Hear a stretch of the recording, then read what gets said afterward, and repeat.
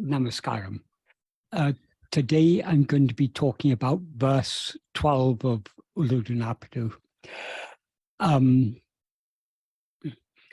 Just to recap, there's a series of 4 verses in Uڵḷadu Nāṛpadu that are specifically dealing with questions of knowledge and ignorance, verses 10, 11, 12, and 13.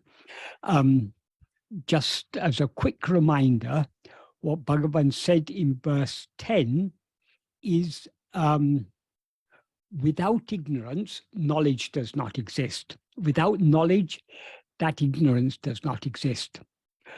Only the knowledge that knows oneself, who is the first, as to whom that knowledge and ignorance is knowledge. The word he uses for knowledge in this verse and in the next 2 verses, it says, is aṟivu. In some contexts, aṟivu means knowledge. In some contexts, it means awareness. It's a word, but includes both. Because it comes from the verb aṟi, which means to know. So it includes both knowledge and awareness, because awareness is knowing. And the ignorance is aṟiyāmaiyum, which is a negative form of aṟivu. So when he says without ignorance, knowledge does not exist, without knowledge, ignorance does not exist, he's talking about knowledge and ignorance of things other than ourselves. And then when he says only the knowledge that knows, here knowledge means awareness. Only the awareness that knows oneself, who is the first, as to whom that knowledge and ignorance is ignorance. Here we have a little clarification is necessary. When he says oneself who is first, he's referring to ego, which is the first to rise. And it is only to ego that there is knowledge and ignorance, because knowledge and ignorance here means knowledge and ignorance of things other than ourselves. So when he says the knowledge that knows oneself, what he means is the awareness that knows the reality of ego, which is what knows knowledge, which is to whom knowledge and ignorance occur. And that alone is real knowledge. So what Bhagavan is emphasizing in all these verses is that the only real awareness is awareness that knows only itself, nothing other than itself. So the nature of ego is to know things other than itself. That is not real awareness.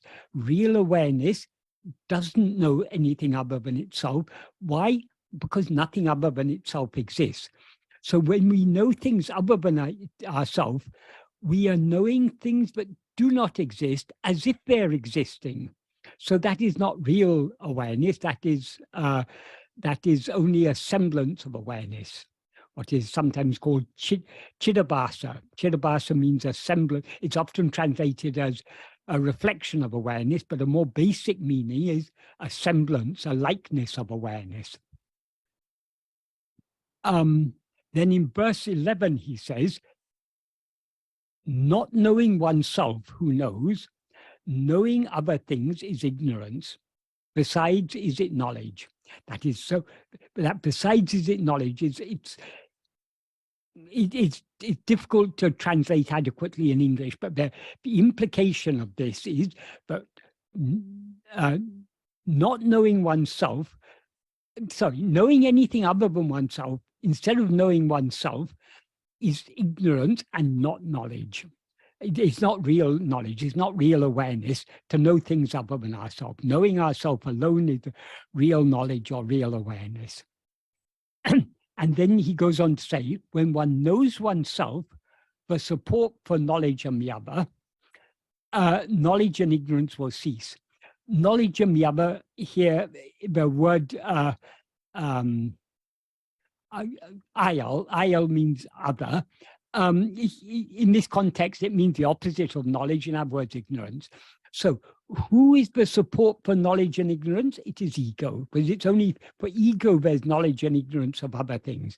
So again here, when he says when one knows oneself, it means when we know the reality of ego. In other words, when we know what we actually are, which is the reality of ego, which is the support for knowledge and ignorance will cease. Why will they cease? Because when we know the reality of ourselves, ego will cease to exist. And since knowledge and ignorance are only for ego is the support for knowledge and ignorance, without ego, there's no knowledge and ignorance of anything other than ourselves. So this is the background. And then we come to the verse we're dealing with today. In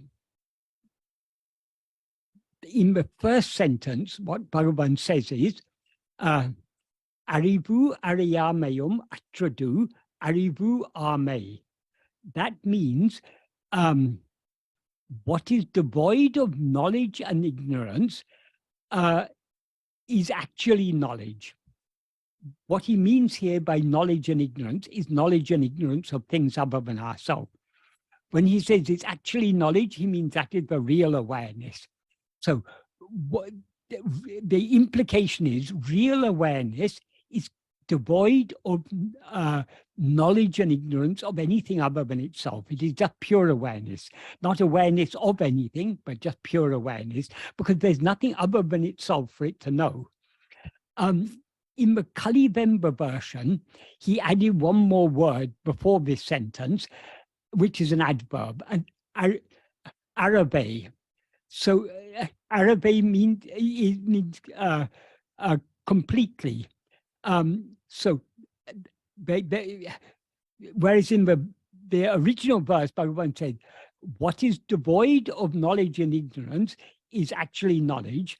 This aṟivaṛi means completely. So the sentence then means what is completely devoid of knowledge and ignorance is actually knowledge. So the real knowledge, the real awareness is only that awareness that is completely devoid of knowledge and ignorance of anything other than ourselves.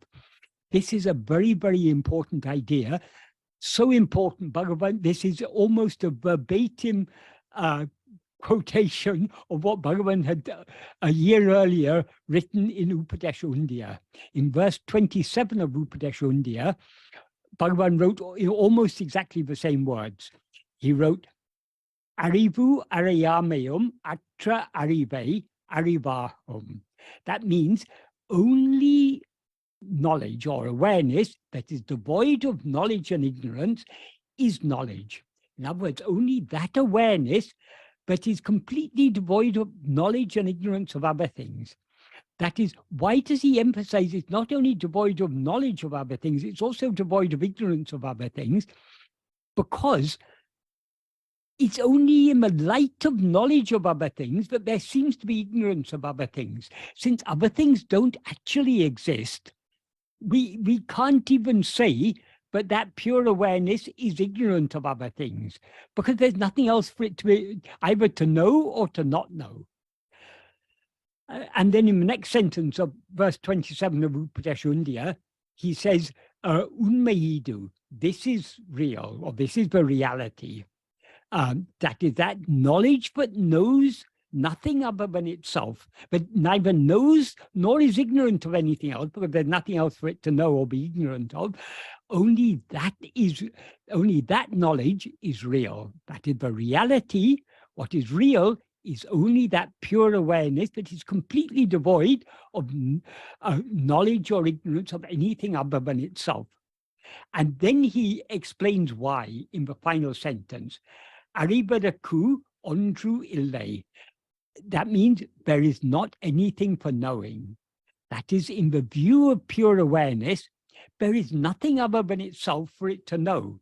Since there's nothing other than itself for it to know, there's nothing other than itself for it to be ignorant of. That is why the pure awareness, the real knowledge, is completely devoid of both knowledge and ignorance of anything other than itself. That is why it's called pure knowledge. Pure knowledge means, or pure awareness. Pure awareness means awareness that is devoid of any content. There are no objects of awareness in pure awareness. There is just pure awareness. And that alone is what actually exists. That alone is our real nature. So, as I say, this first sentence of verse 12 is almost, verse 12 of Uڵḷadu Nāṛpadu is almost verbatim, that is, it's in verse 12 of Uڵḷadu Nāṛpadu, he says aṭṛadu, what is devoid. In verse 27 of Upadesha Undiyā, he says he says aṟivaṟi, only the awareness or the knowledge that is devoid of. So that what is implied in that is in verse 12, when he says what is devoid of knowledge and ignorance is actually knowledge, the implication, what's implied by what there is, the knowledge that is devoid of knowledge and ignorance is actually knowledge. He makes that explicit in Upadesha Undiyā, because they're slightly different meters. The words he could fit in were slightly different, but they're almost exactly the same words, and the meaning is exactly the same. So what the awareness that is completely devoid of knowledge or ignorance of anything other than itself is actually awareness. That means that is the only real awareness. And then he, in the second sentence, he says, aṟiyumadu, that means that which knows, or what knows, uṇmai aṟivu āhādu, that which knows is not real knowledge. What does he mean by this? That which knows here means that which is aware of anything other than itself is not real awareness. What is aware of other things is only ego. Ego is not real awareness. It's only a semblance of awareness, a chittabhasa. Why? Because it's aware of things that don't actually exist. Being aware of things that don't actually exist is not real awareness. So ego is just a false awareness. But even that false awareness, as Bhagavan makes clear in the next verse, verse 13, even that false awareness could not exist without the real awareness. That the real awareness is the underlying reality on which this false awareness called ego is superimposed. Why is ego a false awareness? Because the real awareness is only the awareness I am. That's the awareness of our own being, of our own existence. I am. That alone is real awareness. But as ego, we are aware of ourselves as I am, but we're not aware of ourselves as just I am. We're aware of ourselves as I am this body. And because we're aware of ourselves as I am this body, we are consequently aware of other things also. So the two defining characteristics of ego is that as ego, we are always aware of ourselves as I am this body, and we are consequently aware of other things. But the real awareness is aware of itself as I am alone, or I am nothing other than I, and it is consequently devoid of awareness of anything else whatsoever, because there actually is nothing other than itself. There's nothing other than itself for it to know or to not know, as he implies in the next sentence. What he says in the third sentence of this verse is, aṛidaṛku, aṟivittaṛku, aṉṇiyam iṉṭṛāy, avirvadāl, tān aṟivu āhum. The main clause is tān aṟivu āhum. That means oneself alone, or oneself is awareness, implying oneself is real awareness. The other clause is an adverbial clause, a reason why oneself is real awareness. That is, the meaning of that, the adverbial clause, aṛidaṛku, aṟivittaṛku, aṉṇiyam, iṉṭṛāy, avirvadāl means since it, implying since oneself, shines without aṉṇiyam. Aṉṇiyam means anything other than itself. Aṛidaṛku, to know, or aṟivittaṛku. Aṛivittaṛku means to cause to know, or for causing to know.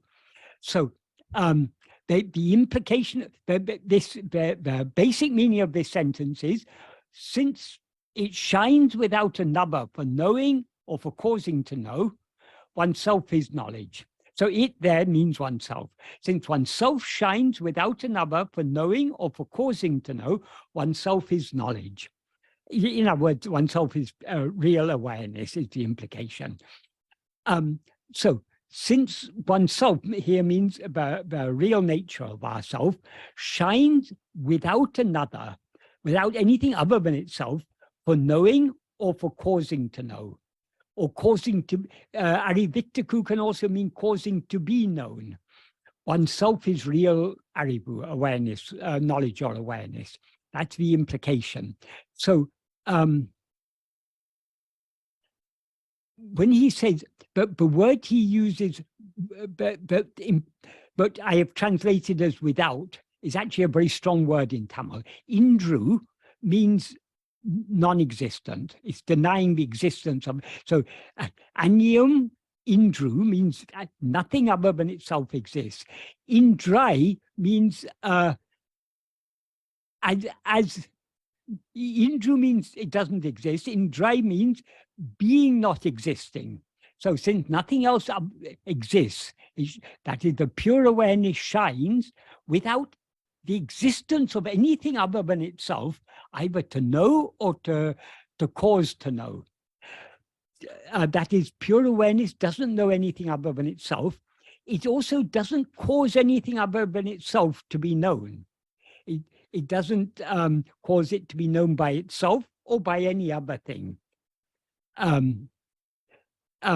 it doesn't cause it to be known. We can also take it that way. So the pure awareness is that awareness that doesn't know anything else and doesn't cause anything else to be known. Then why is it that we seem to know other things? It is only ego, but it's only in the view of ego that other things seem to exist. And the cause of ego, we can't say pure awareness has caused ego. Since though ego has risen from pure awareness, we can't say pure awareness has caused the arising of ego. That is, ego has risen to know other things, but the cause for its rising to know other things is not the pure awareness. Pure awareness is just pure being. It doesn't do anything. It just remains as it is. So what has caused ego to rise? There is no cause for the rising of ego, because ego is the first cause, the cause of all other causes. That is, cause and effect exists only in the view of ego. Cause and effect is part of that aṉṇiyam that Bhagavan says doesn't exist. So there is no cause for the rising of ego for two reasons. Firstly, because ego is the first cause. Cause and effect coming to existence after ego, but it's only in the view of ego that there's cause and effect. That's one reason. The other reason is, if we investigate ego to find out what it is, we will see that it's actually nothing other than pure awareness. It has never come into existence. What has caused the appearance of the snake? If we look at the snake very carefully, we see, oh, it's a rope. It never was a snake. So since it never was a snake, we can't give any cause for why it appears. Of course, we can't take that analogy too far, because we can say, oh, the cause for the appearance of the snake is the ignorance of the person who misperceived the rope as a snake. But in this case, there's nothing, the rope itself is the snake itself is what knows itself as a snake. The snake here being ego. So there's nothing other than ego to cause its existence. And if we investigate it, we see that it never came into existence. So that which has never come into existence has no cause. So whichever way we look at it, there's no cause for arising of ego. That's why Bhagavan doesn't stop with saying, but our real nature doesn't, there's nothing for it to know. There's also nothing for it to cause to know. There he implies our real nature is not what causes that which knows other things. That which knows other things is ego. There is no cause for ego, because if we investigate ego, we'll find it doesn't exist. And since it doesn't exist, it has no cause. And then in the next sentence, he says, pāṛaṇ. That means there's no subject here. We can take it as it is not, pār means void, emptiness, dissolution, nothingness, or non-existence. It is not non-existent. It is not void. It is not sunyam. But it here is referring to what? It's referring to tan, oneself. So what Bhagavan is saying here is our real, what we actually are, our self as we actually are, is alone real awareness, because there's nothing other than it for it to know or to cause to know. And our real nature is not void. It is not a sunyam. Bhagavan puts this here very deliberately, because there's a large school of thought in ancient India, namely the Madhyamaka Buddhists, Nagarjuna and his followers, who said everything is void, everything is subhava sunya, devoid of essential nature. Bhagavan would agree, yes, everything is void except our own real nature, except the pure awareness. Everything else is empty because it's got no reality. It's just an appearance. It doesn't actually exist. So in that sense, it's empty or non-existent. But our real nature is not empty. In so many other places, he says our real nature is purna. In Tamil, the word he uses pundram. Pundram means full, is a Tamil form of the Sanskrit word purna, which means fullness. So many people, when they're trying to practice self-investigation, they say they come across a void. And does that mean that we are void? Of course, we are devoid of knowledge, and our real nature, that is devoid of knowledge and ignorance of other things, but it is not a void. It is the fullness of pure being, the fullness of pure awareness, the fullness of pure happiness, the fullness of pure love. So in no way is it a void, though it is devoid of both subject and object, ego and phenomena. And then he ends the verse with a single word, aṟivaṛi. Aṟivaṛi means know or be aware. It can mean know what is said here, or it can mean be aware of yourself, which alone is what is real. Being aware of ourselves alone is real awareness. There's probably a lot more I could say on this verse, but that's all that comes to mind at the moment, explaining sentence by sentence. But there's a huge amount of implication in these verses if we think about it carefully. Because what Bhagavan is repeatedly emphasizing is that there is nothing other than ourself for us to know. So knowing ourself as pure awareness, awareness devoid of anything other than ourself, that alone is real awareness. As he says, for example, in verse 16 of Upadeshundya, Velividengale vittu, leaving the external phenomena, that means leaving everything other than ourselves, manam tanoli uru ordale, the mind investigating or knowing its own form of light, that its own chitsvarupa, its own real nature of pure awareness, that alone is uṇmaiyaṛi. Uṇmaiyaṛi means real awareness. So he repeats this in so many ways. What we actually are is just pure awareness. In the view of pure awareness, there's nothing other than itself, because other things seem to exist only in the ignorant view of ego. What actually exists is only pure awareness, which is our real nature. So are there any questions on this verse? Does anyone have any questions? Well, thank you, Michael. So there are 5 sentences in this verse. I posted them all. So please review that. And if you have any questions pertaining to this verse, please post on the chat box. I'll post it to Michael in the order received. I just saw one one message just came up now. I think it was from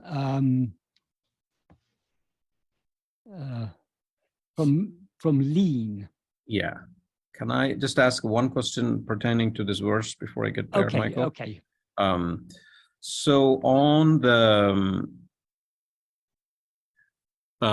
in the verse, I was looking at the word Paul. Paul in common Tamil, the way I understand, is sort of waste. Yes. Paul, you know, it's like something that just goes waste. Yeah, dissolution, and yeah. So does that apply also? Because here you're using it in the sense of something that doesn't exist, like sunya. Yeah. Right. And that was also a meaning that was given. But would that apply also like some waste? Paul under? Yes. It's not that is waste in the sense of a dissolution. Supposing a nuclear bomb has fallen on a city. It's completely desolate. It's completely destroyed. There's nothing there, nothing remaining, like that. But Bhagavan is saying, no, it is not like that. Though knowledge and ignorance of all other things, and the knower of all other things, in other words, subject and object, everything is removed. It is not emptiness. It is not a dissolution. It is a fullness. He doesn't say fullness here, but that is the implication. He says fullness in so many other places. Okay. Then the other question is, so I understand this verse. You know, it's basically he's sort of restating verse 27 of Upadesundaya. Yes. Here. What is it that is prompting Bhagavan to say this again here? What is I know that it's his philosophical statement, but also what is the practical implication for us? Practical implication is, so long as we are aware of anything other than ourselves, we are not aware of ourselves as we actually are. Because what is aware of other things is ego. So long as it's only when we rise as ego that we're aware of other things. So whenever we're aware of other things, we're also aware of ourselves as I am this body. We cannot be aware of other things without that identification of ourselves. As Bhagavan says in verse 4 of Uḷḷadu Nāṛpadu, Uruvam tānayin uluhu paramatran. If one's self is a form, the world and God will be likewise. If one's self is not a form, who can see their forms and how? So the very awareness, it's only when there are forms. Forms means phenomena of any kind. A form is something that is distinguishable from some other form. So, but so long as we're aware of forms, so long as we're aware of distinctions, we are aware of ourselves as I am this body. And what is aware of itself as I am this body is ego. So, as I said, the nature of ego is firstly to be aware of itself as I am this body, and secondly, consequently, to be aware of other things. So we need to understand this in order to attend to ourselves as we actually are.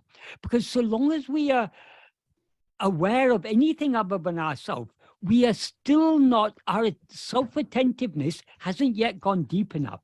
We are not yet sufficiently focused on ourselves. In other words, we haven't turned the full 180 degrees. We shouldn't be disheartened by the fact that we continue to be aware of other things. All we need to do is to persevere in the practice. The more we practice, the more other things will drop off. And when we know the reality of ourselves, knowledge and ignorance will cease to exist, as he said in the previous verse. So if we think about it deeply, these all have very deep practical implication. Because what is it we're attending to? If we attend to anything that appears or disappears, that is something other than ourselves. That is not what we actually are. So we need to attend to that same awareness that remains alone in sleep, is what is shining now as I am. That is what we need to attend to. In other words, we need to attend only to that fundamental awareness of our own existence, not to anything else whatsoever. So all these teachings in Uڵḷadu Nāṛpadu, if we think about them and understand them correctly, they all have practical implications. They all give, that is, the more clearly we understand what Bhagavan is saying in Uڵḷadu Nāṛpadu, the more clearly we will understand what the practice actually is. It's easy to say in words, oh, self-investigation is just self-attentiveness. But what does it mean to be self-attentive? What is that self we have to attend to? When we start off on this path, we all tend to be looking for something, some object, but obviously we're not an object. Now we're aware of ourselves as the subject, that which knows all objects, but we're not even the subject, we're the underlying reality of the subject, that pure awareness I am. So quite often, vipassana is on things related to that are packaged and you know, as atma vichara or related terms are used for it. You know, you just close your eyes, you witness other things, just be silent and so forth. That is anatma vichara. Attending to anything other than ourselves is anatma vichara. But isn't nothing that appears or disappears can be ourself. That's why even ego is not ourself, because we exist in the absence of ego in sleep. Right. As Bhagavan points out in verse 21 of Uڵḷadu. This alone is the real import of the word I. Because of the absence of our non-existence in sleep, which is devoid of I. So devoid of I means it's devoid of ego. So even in the absence of ego, we continue to exist. So we alone are the true import of the word I. Ego is a mere a thief, an imposter, who claims our existence as its own. Okay, Michael. So now I'm going to read the first question that was posted from Lean. When I pay full attention to a task, to a degree that I'm not aware of myself or anything around me, can I say that the action I'm doing is done by my real self? And is this how I access my true awareness, just like in sleep? No. That is, when you're attending to something other than yourself, you may be overlooking your own existence, but if you weren't there, if you didn't exist, could you be aware of anything else? We have to be aware in order to be aware of anything else. And we can't be aware without being aware, but we're aware. And being aware, but we're aware, entails being aware, but we are. So our awareness of our own existence is fundamental. Though we may overlook it, though we may not notice it, it's ever shining there. It is the screen on which the pictures appear. It's like saying, when I'm watching the cinema, if it's a really interesting film, I'm not at all aware of the screen. But is that true? No. We may not recognize the screen, but what are we watching all those 2 or 3 hours we're sitting in the cinema? We are only watching the screen. We don't notice the screen because we're more interested in the pictures that appear on the screen. But actually, we are seeing only the screen. So there is never a moment when we are not aware of ourselves. There's something some people talk about. It's got they've given some acronym to it, something like FAST or something, which stands for, but anyway, it's a state what is often cited. For example, a tennis player, when they are so concentrated, their whole attention is so concentrated on that tennis ball, that they cease to be aware of themselves. Anyone who says that doesn't have a practical understanding of what self-awareness is. Because who is it? However much we may be concentrating on other things, we are always aware, I am concentrating. People say, no, even they're not even aware of I, they're aware only of that. But how can you be aware of that without being aware of yourself, being aware of that? So this is simply due to overlooking. That the more we focus on other things, the more we overlook our own being. So, wait a second, I think I need to get the full wording of this, because there are many points in this. Where is it? Chat. Oh, yes, someone says think it's being called in the zone. Yes, maybe, something like that. I can't remember what it is, but flow. Yes, that's the word, flow. It has some, I think flow is an acronym for something. But anyway, what they call flow is anyone who talks about that and seriously believes, but you can be devoid of ego by focusing so much on a task, that is, they have not done atma-vichara. They have not turned their attention within. They are not familiar with the ever-shining nature of their own being. But though they may overlook it, it's still there.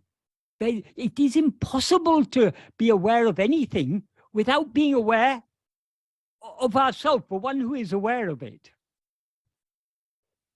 So, as I say, that's in practice. That these sort of ideas are put forward by people without practical knowledge and understanding of people basically people who have never practiced self-investigation.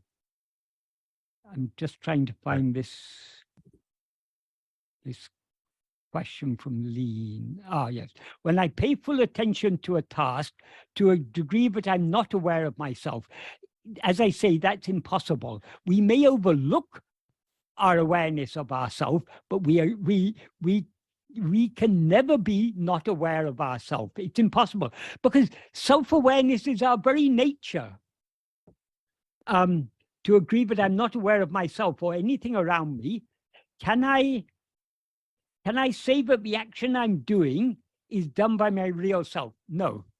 Our real self, that's our real nature, what we actually are, is pure awareness, pure being. It doesn't do anything, it just is. That's what pure being means.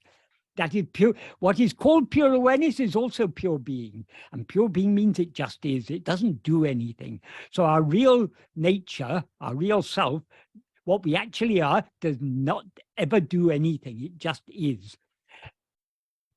And is this how I can access my true awareness, just like in sleep? No. It's looking in the opposite direction. So long as we're focusing our attention on anything else, we're overlooking ourselves. We need to go in the opposite direction. That is driving our attention outwards with great vāhā, great momentum.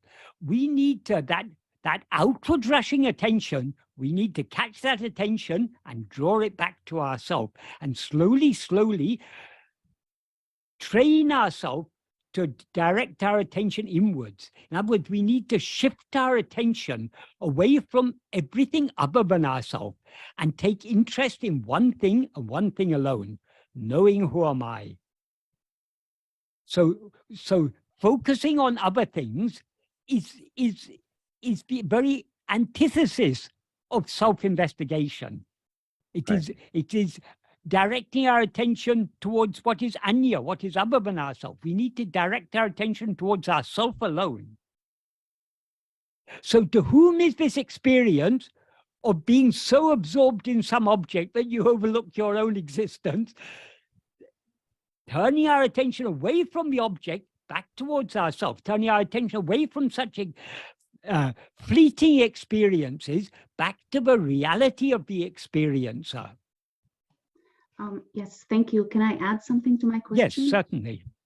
It's like what I kind of meant is when I'm in a situation where suddenly I have, let's say there's an accident and you want to rush to help someone, you're not thinking and you're rushing to help that someone, and then people would come to you and say, oh, thank you so much for what you did. And you would say, you don't remember doing anything. You acted in the moment, Yeah. fully absorbed in the moment. And that's why a lot of people in those situations would say, I didn't do anything.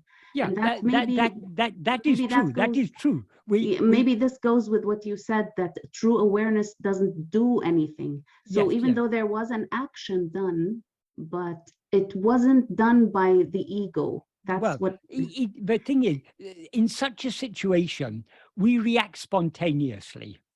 And it's so spontaneous, but when we reflect on it afterwards, no, I didn't do anything. It just happened that there was the accident, and my response was the immediate response to that. But that is still, all this experience is only in the view of the outward term mind. So it's not helping us to turn our attention within. Mhm. To turn our attention within, we need to turn our attention away from all happenings, back to whom do all these happenings appear? Mhm. Yes. Thank you, Michael. Thank you. Yes. Thank you, Lynn. Ram, do you want to go ahead? Yeah, so Michael, two questions. One is, isn't ego a reflection of the self itself? Well, what I mean by that is, what is there other than self? There is nothing other than self. So this ego element, it's sprouted from self. So we try to get back to the source and all, but first of all, ego came from the self itself.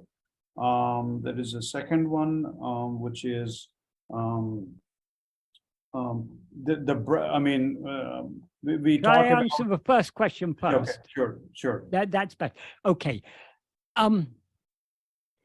If the self, as you call it, that's Atmaswarupa, our own real nature, if that alone exists, how can ego be a reflection of that?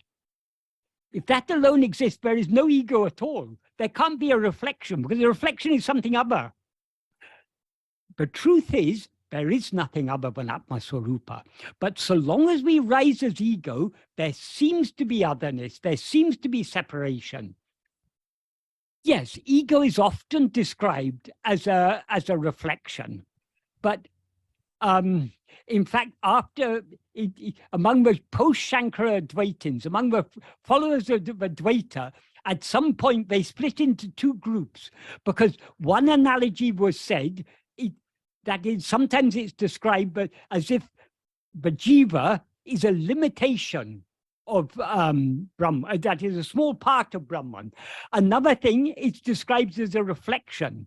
But these are all just descriptions to try and help people to understand these things. We shouldn't take any of these things too literally. Because if there's a reflection, that means there's two things. If you look at your reflection in the mirror, what you are seeing is not yourself. It's not your face. You're seeing a likeness of your face. So there are two things. There's you and the reflection. So that's still duality. So, but really it became a serious philosophical debate within Vedanta. One school of thought were defending the idea, but jiva is a reflection. Another was defending the idea, but jiva is a limitation. But truly speaking, it's neither a reflection nor a limitation. It doesn't exist at all. It is just that's why Bhagavan puts emphasis on the practice. Otherwise, if we go on philosophizing about these things, we will be getting ourselves caught up in concepts, and that is, so many explanations are given. Why are these explanations given? But the ultimate truth is ekam eva advitiyam. There's one only without a second. And what is that one? Tattvamasi, you are that. That is the essence of Advaita. All the rest is, but then the obvious objection to Advaita is that is quite contrary to our experience, because in our experience there are so many things. How can you say there's only one thing without a second?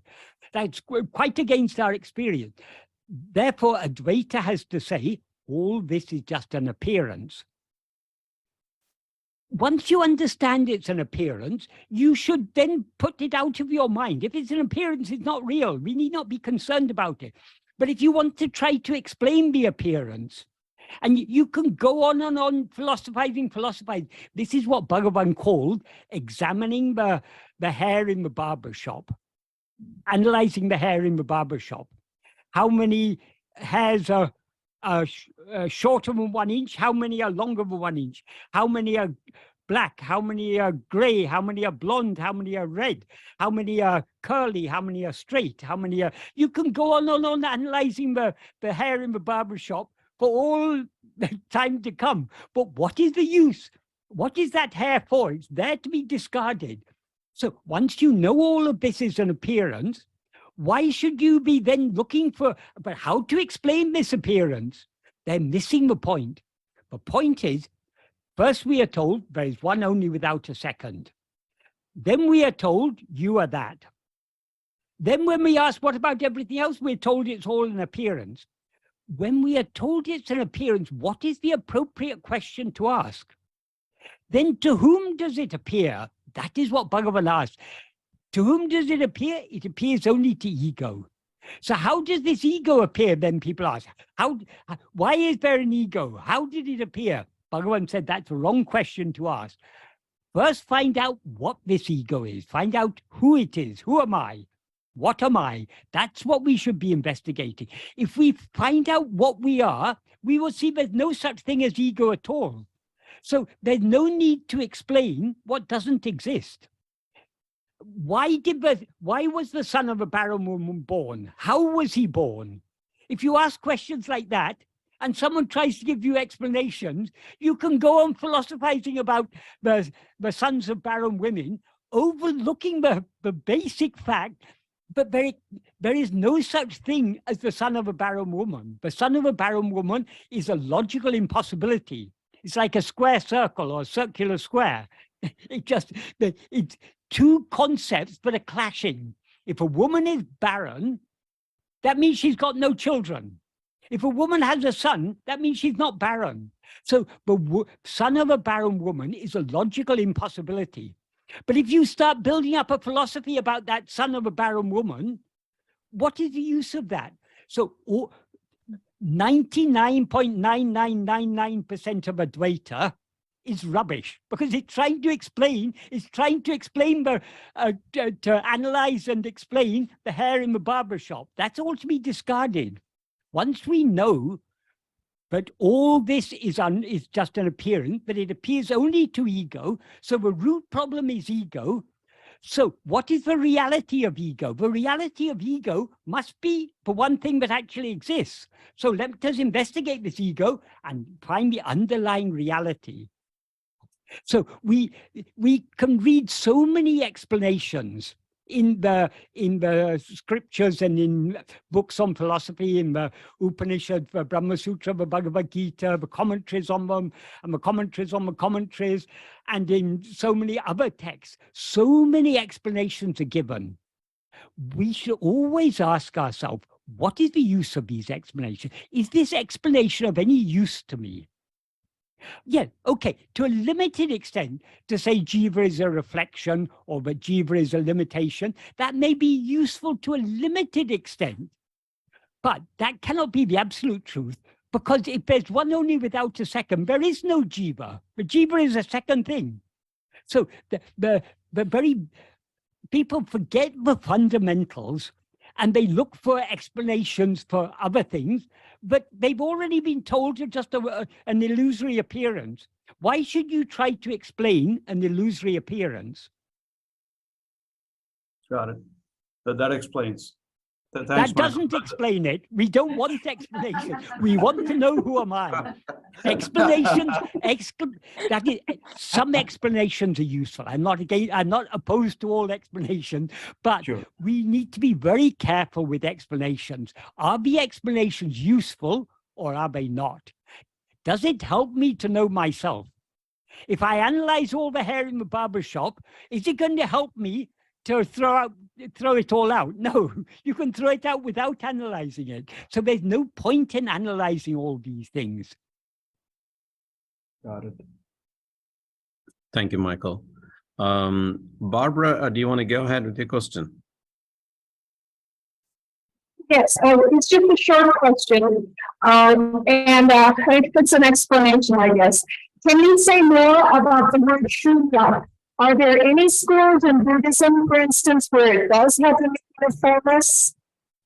Sorry, I didn't catch that. I didn't catch the word you said. Shunya. Sunya. Sunya.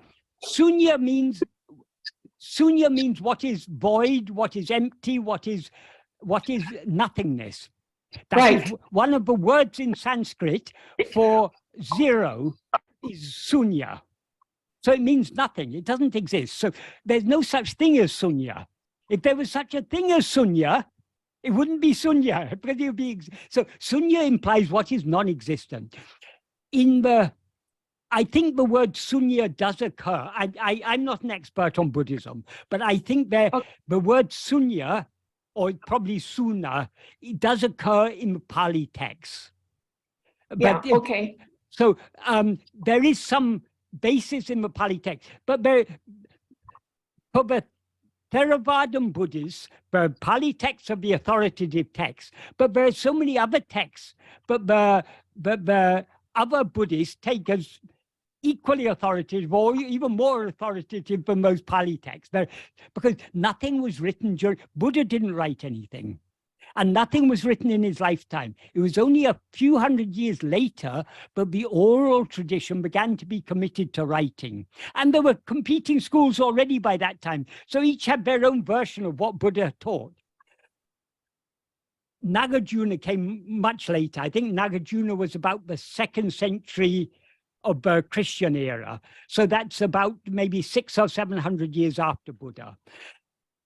He was the one who gave a lot of him, who sort of, he dwelt very much on this idea of Subhava Sunya. Subhava means own nature. So everything is Subhava Sunya. Everything is devoid of its own nature.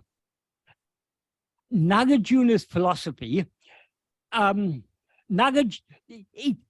all appearances, Nagarjuna's philosophy is extremely nihilistic. But Nagarjuna denied being a nihilist. So it's very difficult to tie Nagarjuna down. If you want to study philosophy, if you like to study philosophy, Nagarjuna is a great subject, because he ties knots within knots. He came up with a tetralemma. Tetralemma means, a dilemma means two things, two choices. A trilemma is 3 choices. He came up with a tetralemma, and he denied all 4 elements. He said, it doesn't exist. It doesn't not exist. It doesn't exist and not exist. It doesn't neither exist nor not exist. What sense can we make of that? I mean, it may be very deep philosophy, but is it helpful for us in our spiritual path? I mean, all due respect to Nagarjuna, I myself don't understand Nagarjuna, so I'm not a person to pass judgment on his philosophy. But my simple question would be, is it useful?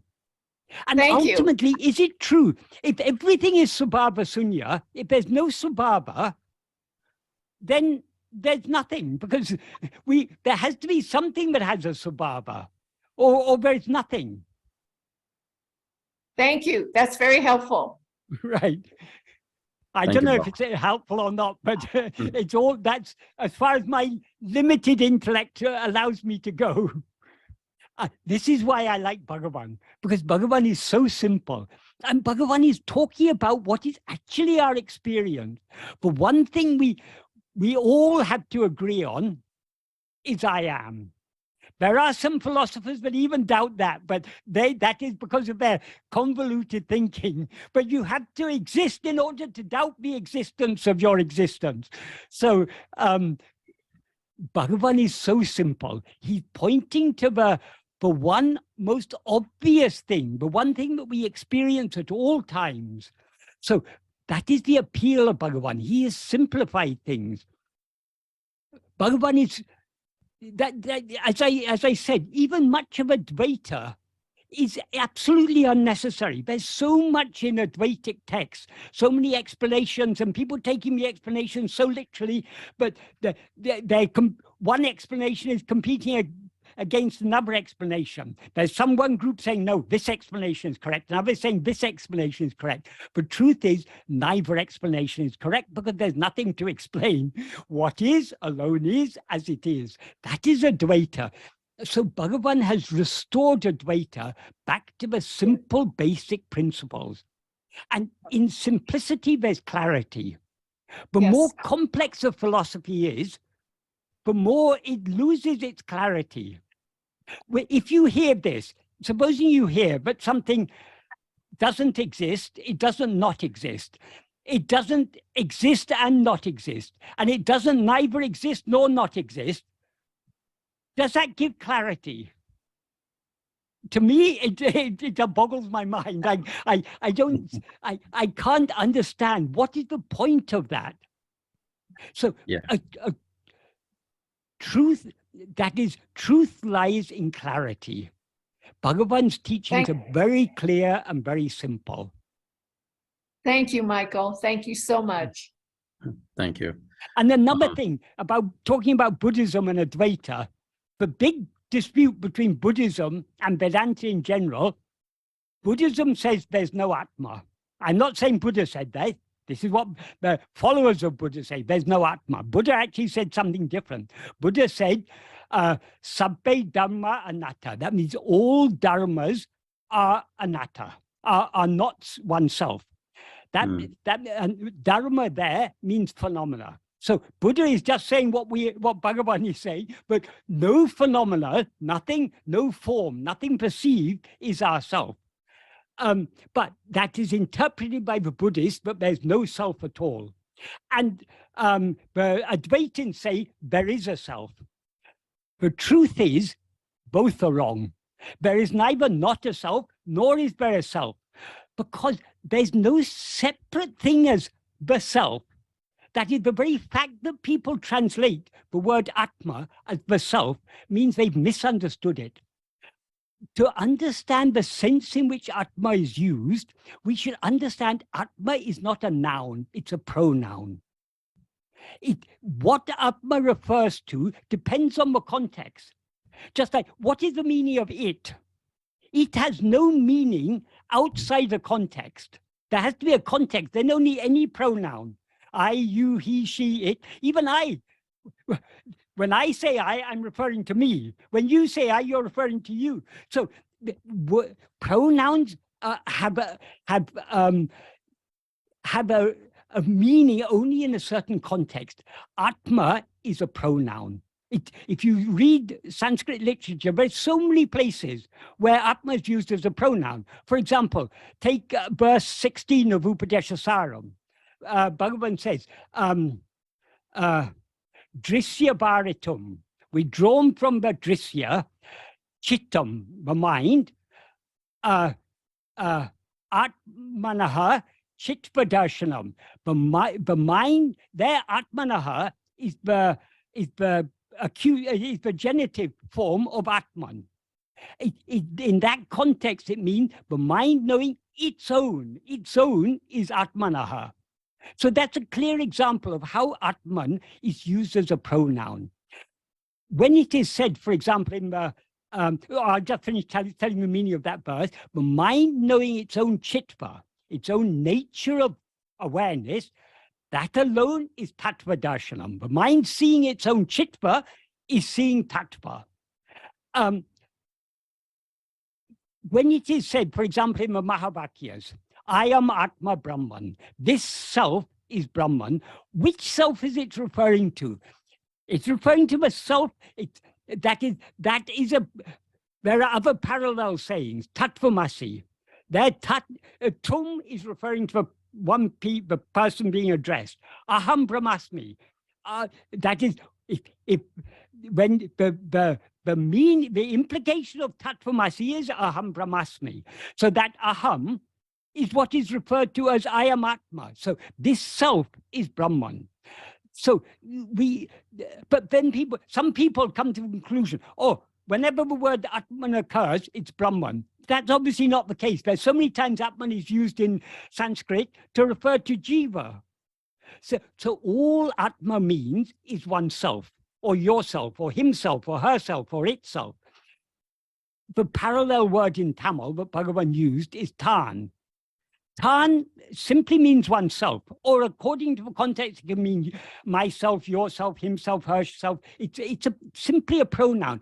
If we understand that Atman is a pronoun, having a philosophical argument about whether Atman exists or not is meaningless. What are you talking about? I say it exists. You say it doesn't exist. Without knowing what the it is, our question is meaningless. Atman refers to ourself, what we actually are.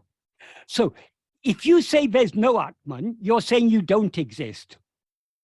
So that obviously the Buddhist perspective is obviously absurd. But the Advaitins, rather than clarifying the meaning of the word Atman, they say, no, there is something called Atman, and Atman does exist. And we are going to fight to our last breath to defend this concept of Atman. They're missing the point.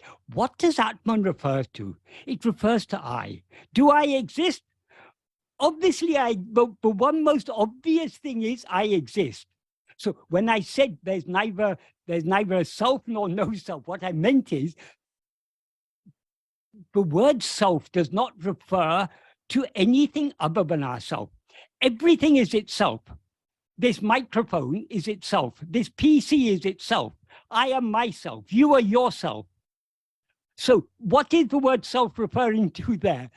We have to understand from the context. When I say the microphone is itself, self is referring to microphone. When I say the PC is itself, self is referring to PC. When I say you are yourself, self is referring to you. When I say I myself, I am myself, self is referring to me. So self is, the word self, exactly the same problem is there in Western philosophy. Modern philosophy, they talk about the self. What is the self? That's a meaningless question. If they ask, who am I? That's a meaningful question because we know what we're talking about when we ask, who am I? But if you ask, what is the self? Which self are you talking about? Are you talking about the microphone itself or the PC itself or yourself or myself or himself, herself, itself, what self? So we need to go beyond the words to understand what underlies the words. Then 99.9999% of philosophy can go out the window. And the only useful philosophy we're left with is Bhagavan's philosophy. Thank you, Michael. And if you like to think I'm a Bhagavan fanatic, I agree. I'm a Bhagavan fanatic because I don't see anything so simple, so clear, so obviously true as Bhagavan's teaching, and so obviously practical, because Bhagavan's teachings are philosophical, yes, but they're a practical philosophy. Everything that Bhagavan taught us, if we understand it correctly, it has a practical implication. And without practical implication, philosophy is useless. What's the use of philosophizing without being able to apply it to some advantage? Bhagavan has given us a philosophy that we can apply to the ultimate advantage, supreme happiness, eternal happiness. Right. Thank you, Michael. Robert Boyer is asking a question. It's actually, when he asked this a while ago, I reached out to you to respond, and you shared an audio message, which I passed it on to him. So it's basically continuing on the same theme here. So I guess it's good for you to repeat the answer to a larger audience. I can't remember what it was or what I answered. But anyway. So my greatest respect to what Ramana and Michael say. But I keep having a feeling that what they're saying is that to make the pain of the war in Ukraine go away, we should simply see that the pain and the war are unreal. Is that right? No. What Bhagavan says is see what you yourself are. To whom do the war in Ukraine and all the suffering in the world, that is, death is happening everywhere. It's not happening only in Ukraine. Whether there's a war or whether there's peace, people are dying every day. People are getting disease. People are dying of hunger. All these things. It is the nature of embodied existence. So long as we're embodied, we compete with each other, and we fight with each other, and we have wars, and we have people hoarding wealth for themselves and depriving other people of wealth.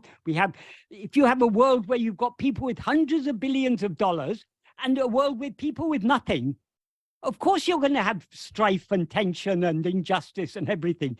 But it's the nature of the world. Can anyone design a world and have a world in practice but is free of all injustices? Even if we had a perfectly just world, there are other things in life that we've got no control over. We can't prevent disease, we can't prevent death. So the embodied existence is inherently defective, inherently unsatisfactory. But to whom does all this appear? Bhagavan, that is the teaching that the world is unreal.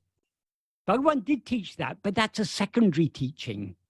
The primary teaching is that ego, the one to whom the world appears, is itself unreal.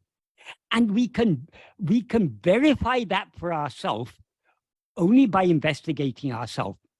Whether the world is unreal or not, there's no objective way of proving it.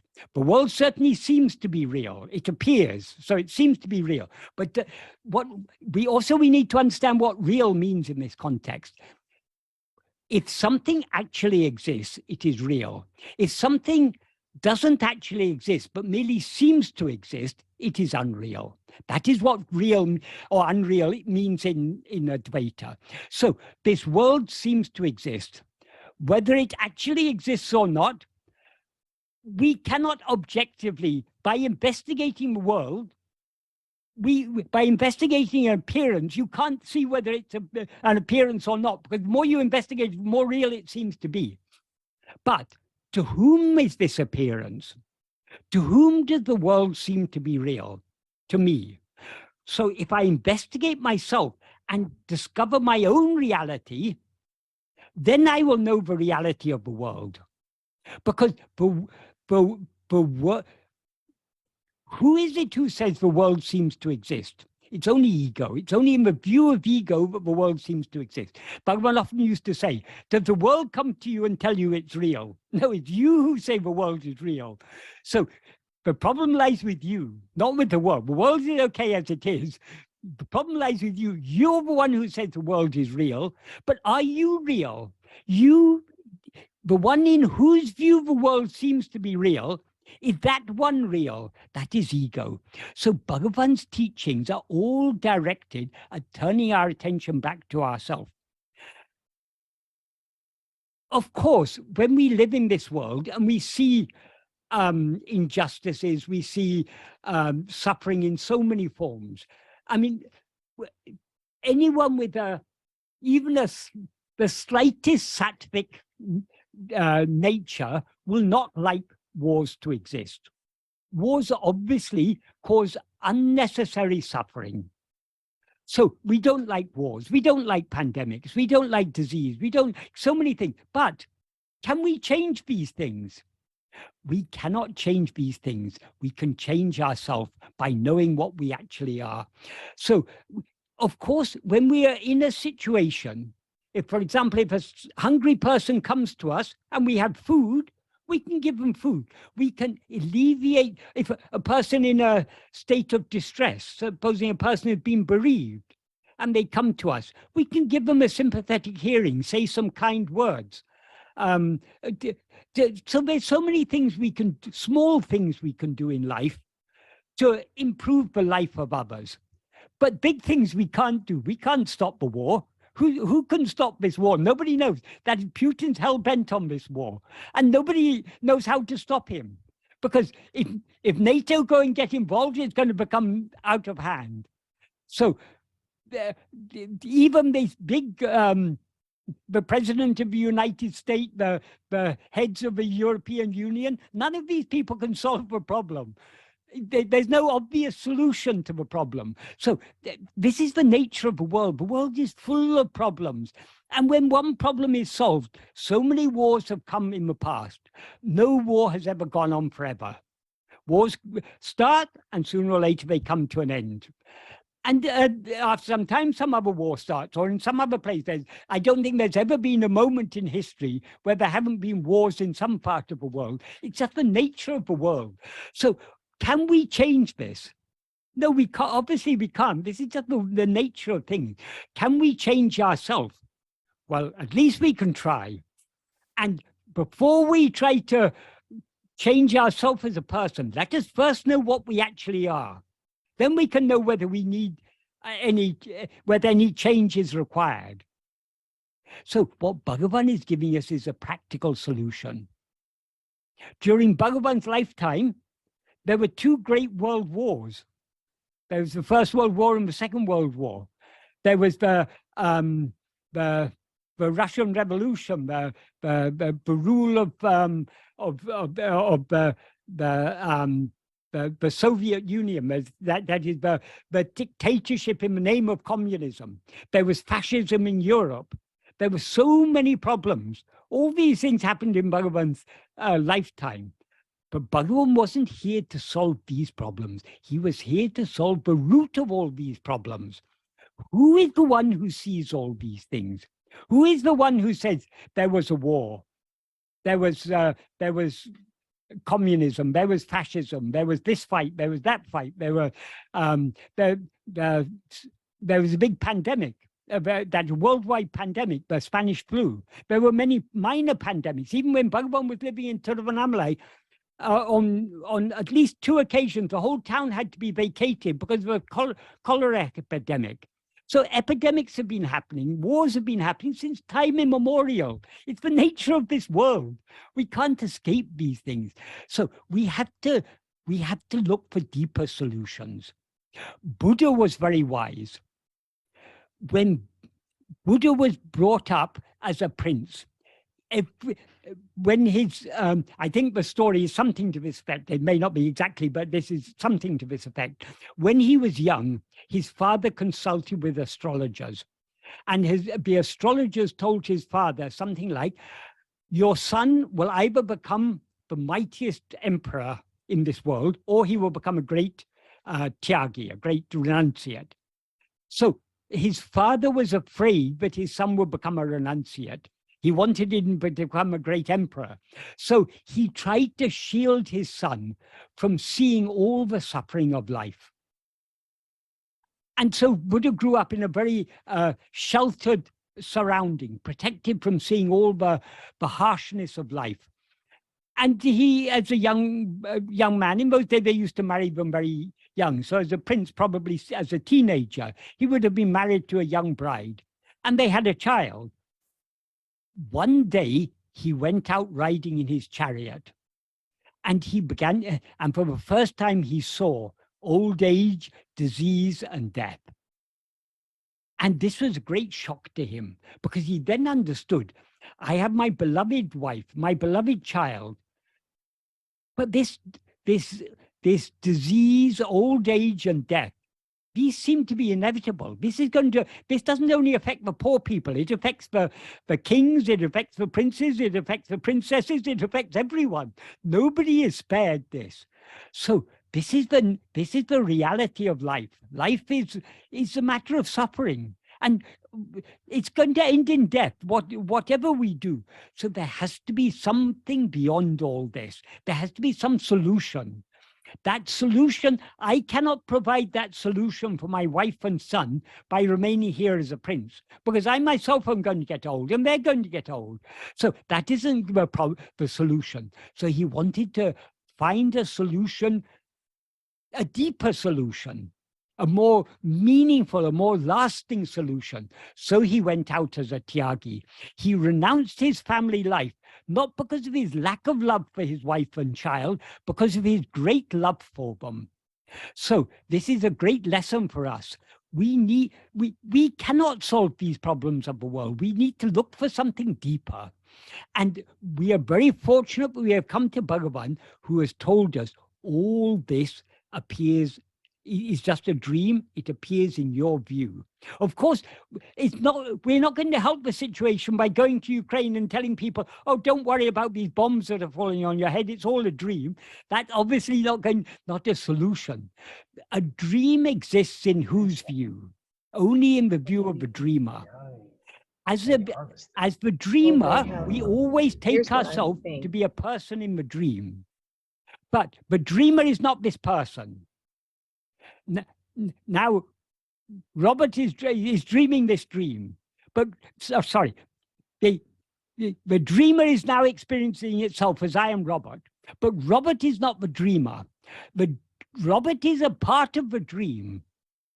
He happens to have a privileged place in the dream because it is Robert you take to be I. So you, the dreamer, take Robert to be I. You see so many other people. Some people are rich, some people are poor, some people are young, some people are old, some are healthy, some are sick, some are fortunate to live in a country where there's peace, some are unfortunate to live in a country where there's war. And Ukraine is by no means the only war. Long before this war in Ukraine starts, see what's happening in Yemen. There's similar situation there, a big country bullying a small country. So these wars are happening all the time. Ukraine happens to have caught the imagination of us in the West, because the Ukrainian people are somewhat like us. They're somewhat European, so their lifestyle a bit more like, we relate to them. They're more like Europeans or Americans. Whereas the people in Yemen, because they're of a different culture, we somehow don't attach so much importance to that war. And we continue to support the people who are their aggressors, because those aggressors have lots of oil which we need to buy. So our standards are all double standards in these things. Ultimately, everyone is seeking their own self-interest. But this is the nature of the world. We can't solve these problems. But that we can't, when you're dreaming, you see so many things in a dream, you can't solve those problems. But if you want to bring an end to all the suffering you see in a dream, there's one easy solution: wake up. So this is what Bhagavan shows us, the way to wake up from this dream. When you wake up from this dream, everything else will cease to exist. As he says, when you know the one to whom there is knowledge and ignorance will cease to exist. Why? Because the knower of that knowledge and ignorance, the one who has knowledge and ignorance, itself will cease to exist. There can be no knowledge or ignorance without ego, the one who has knowledge and ignorance. So all these problems can be solved by knowing ourselves. Is that a satisfactory answer or not, Robert? Robert, it's going to take some time. I know, Robert. Everything that you say is satisfactory, and God bless you for being here. And I'm just slow-witted, and I apologize. No, that's okay. And the very fact that we are all here means God has blessed us to come to Bhagavan's teachings, to even the little we understand, that is itself a great blessing from God. Because this is the ultimate path. With slowly and steady, I think at the end of the day, with more and more practice is when what you're saying will just sink in. Practice is the absolute key. Yeah. We can't understand these things just with our intellect. But just clarity, listening to you, it's not going to help. Yeah. But clarity doesn't come just, that is, Sravana is necessary. Sravana means, literally means hearing, but it means coming to know Bhagavan's teachings. Reading his teaching, studying his teaching, that's Sravana. Manana means thinking deeply about it. Both of these are necessary, but they are not sufficient. But we cannot get real clarity merely from Sravana or Manana. But Nididhyasana, the actual practice of turning our attention within, is the key to clearly understanding Bhagavan's teachings, because the source of all clarity The light is the light of awareness that is ever shining in our heart, the light of pure awareness that is ever shining in our heart as our own being, I am. So the more we turn our attention within, the more we are bathing our mind in clarity, so to speak. So the clearer all these things will become. This is why, if we are following Bhagavan's path, we may be studying the same texts time and time and time again. For example, it's now 23. It's now nearly 47 years since I came to Bhagavan. Since that time, I've been studying Nana, I've been studying Uڵḷadu Nāṛpadu, I've been studying Aruṇāchala Panchakam, all Upadeshundya, Ānmavidya, all these. There aren't many texts, there are very few texts. I have been studying these for nearly 50 years now. But I'm still learning from them. Why? Because the deeper we go in the practice, the more meaningful these things will become. If you're given a map, and you start on a journey, before the journey, you can read the map and you get a vague idea, or there's a hill here, there's a forest here, there's a river here. But the map isn't so meaningful to you when you've never been to that country. When you go to the country, when you begin to recognize, oh, this forest is that forest on the map, this is the river, this is what it looks like. The map becomes more and more meaningful to you, the more familiar you become with the place. Exactly the same with Bhagavan's teaching. The more we become familiar with going within, the clearer and more obvious Bhagavan's teachings become to us. And the greater will be our conviction.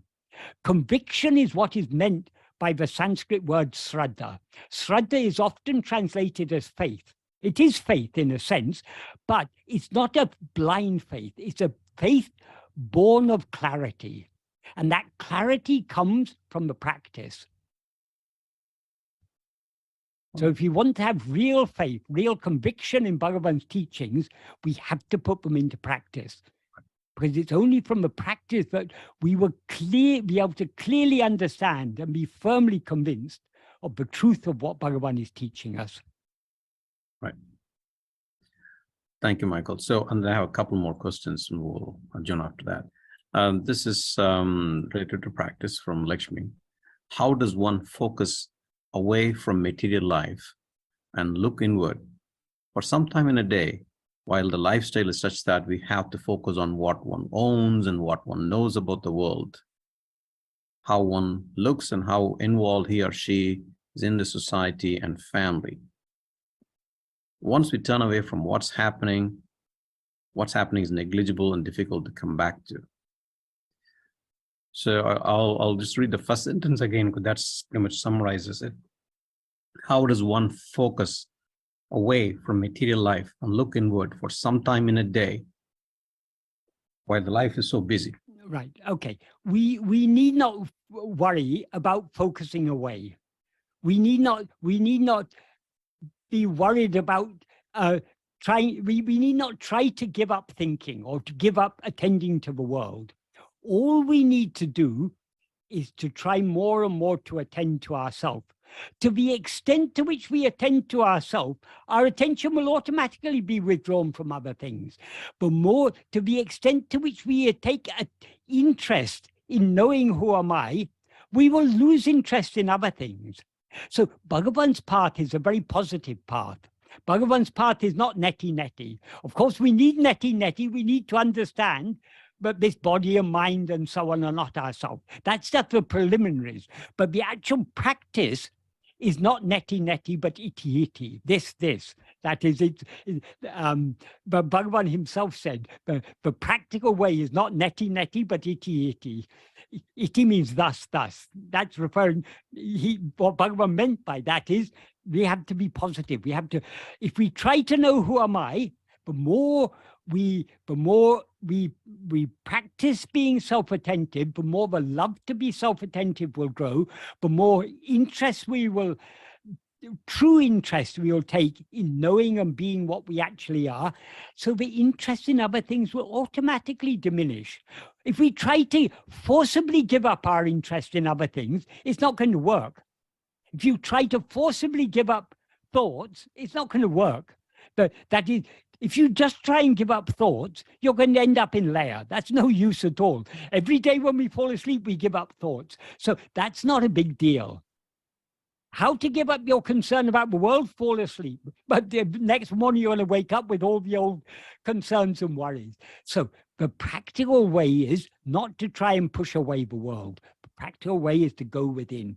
To the extent to which we go within, we will lose interest in the world. And not only will we lose interest in the world, to the extent to which we go within, we will clearly recognize that there is a higher power that is driving this world. As Bhagavan says, when that one Parameshwara Shakti is driving all karyas, why should we, instead of yielding ourselves to it, be constantly thinking it's necessary to do like this, it's necessary to do like that? That's what Bhagavan says in the 13th paragraph of Nana, before giving his famous analogy of the passenger on the train carrying his luggage on his head. So just like the train is carrying the whole burden, whether you carry your luggage on your head or put it aside, the train is carrying the burden. God is carrying the whole burden of the world. God is taking care of you. God is taking care of your family. God is taking care of your career. God is taking care of everything. So why don't you just hand over all concern about these things to him and hold on to him in your heart, because he's ever shining in your heart as I. So it is a matter of diverting our interest back towards ourselves. The more interest we take in knowing who am I, the less we will be concerned about other things. Because the more we will recognize that other things are taking care of themselves, or Bhagavan is taking care of them. Things are happening as they're meant to happen, as directed by him. He is the one Parameshwara Shakti that is driving all these karyas. So leave it to him. So we just find time here and there to just keep at it, a little at a time, whenever possible, and then continue the practice. Yes. I mean, we all have, when we come to this path, we all have very strong Vishaya vasanas. And after we've been following this path for 50 years, our Vishaya vasanas seem to be as getting on, thriving as well as ever. But imperceptibly, they're actually getting weaker if we are following this path. But let's not worry about the outward going mind. The mind will go outwards again and again and again. As Bhagavan says in Nana, however many thoughts rise, so what? In the 6th paragraph, he says. So we are not to worry about the thoughts. Let the thoughts come or go. But to whom do they appear? We should, if we treat every thought, every responsibility, every phenomena that appears, if we treat it as a reminder, that is, none of these things could appear if we were not there. Because to whom do they appear? They appear only to me. So without me being there, how could any of these things appear? So we should take all phenomena, all thoughts, all happenings in the world, take everything to be a reminder of our own existence. And in that way, we slowly divert our interest back towards ourselves. The more we take interest in ourselves, the more our interest in other things will decrease automatically. That is, as the satvasana grows stronger as a result of the practice, proportionately, the Vishaya vasanas will grow weaker. Right. So we need not worry, but, oh, I'm making no progress. The very fact we are trying means we are making progress. Right. Bhagavan said, perseverance alone is the sign of progress. So no effort we make to attend to ourselves can go in vain. Bhagavan said, even a moment of self-attentiveness is worth any number of hours doing any other meditation. So this is such a precious gift Bhagavan has given us. Let us cherish this gift. Let us try to apply this gift to the best of our ability. It may seem to us that that our ability is very insignificant, our love to turn within is very, very, very slight. But even though it may be slight, let us at least take advantage of that slight love to try to turn within as much as possible. Right. Practice Thank is you, Michael. absolutely, that's what Bhagavan's teachings are all about. It's all about this very simple practice of being self-attentive. Thank you, Michael. So I have another question. I have a question from another Robert. You have said that if one turns the full 180 degrees, the ego will cease indefinitely. I have heard that when Lakshmana Swami was practicing on his own, he would spontaneously have the thought, who am I? And have a brief samadhi experience. Was his self-inquiry not 180 degrees, or were the vasanas just not yet dried up enough? Who are we to judge about others? Why should we judge about others? Some of the ideas he says, like he's got this idea, but you need a living guru. These are not in tune with Bhagavan's teachings. He also says some strange things about watching the I thought disappear and things like that, as if the I thought is an object and there's some other I to watch the I thought disappear. When we fall asleep, do we see ego disappear? No, because so long as we're awake, ego is present. When we fall asleep, ego is absent. What remains when ego is absent, ego is the I thought. What remains when ego is absent is only pure awareness. In the view of pure awareness, there never was any ego in the first place. So there's to talk about seeing the disappearance of ego it's meaningless. It shows lack of practical understanding. That's my impression from what I've heard about Lakshmana Swami, but who am I to judge? Let him be. I mean, why should we be concerned about others' practice? We need to understand what Bhagavan taught us, and we need to apply it to ourselves. So thank you, Michael. We go to the next question.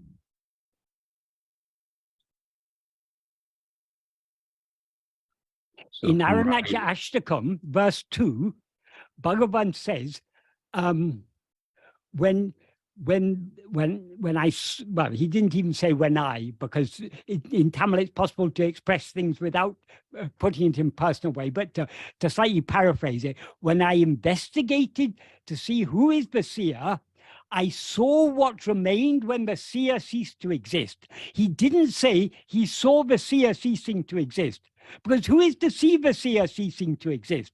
The seer is ego. Ego cannot see itself ceasing to exist.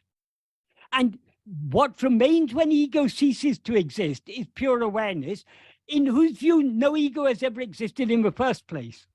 So the Bhagavan expresses things in a very subtle way. People misunderstand this, and they imagine one day they'll see the I thought disappearing.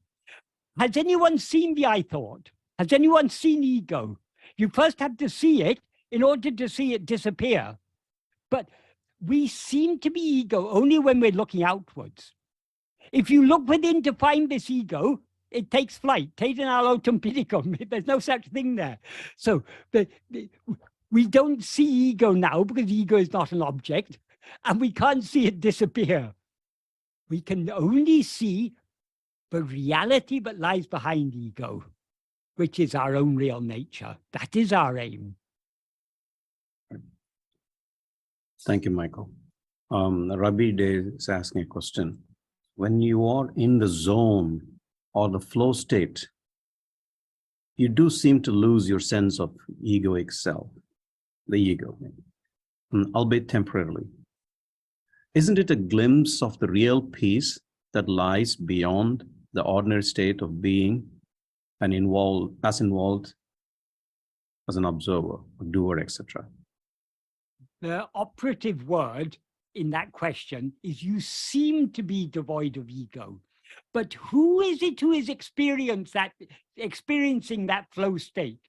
The one experiencing that flow state or experiencing being in the zone is ego. Ego is not an object. Ego is the experiencer of all these things. So it is, that's why I said earlier, it's people with lacking any clear understanding or practical experience, who will say like this? We can never actually we may seem to overlook our own existence, but in order to have any experience, we must exist. And we can't be aware of anything other than ourselves without being aware of ourselves being aware of it. Who is experiencing in that flow state, that zone? That is ego. So all these things are said by people who lack practical experience, who lack deep clarity of clarity of deep understanding.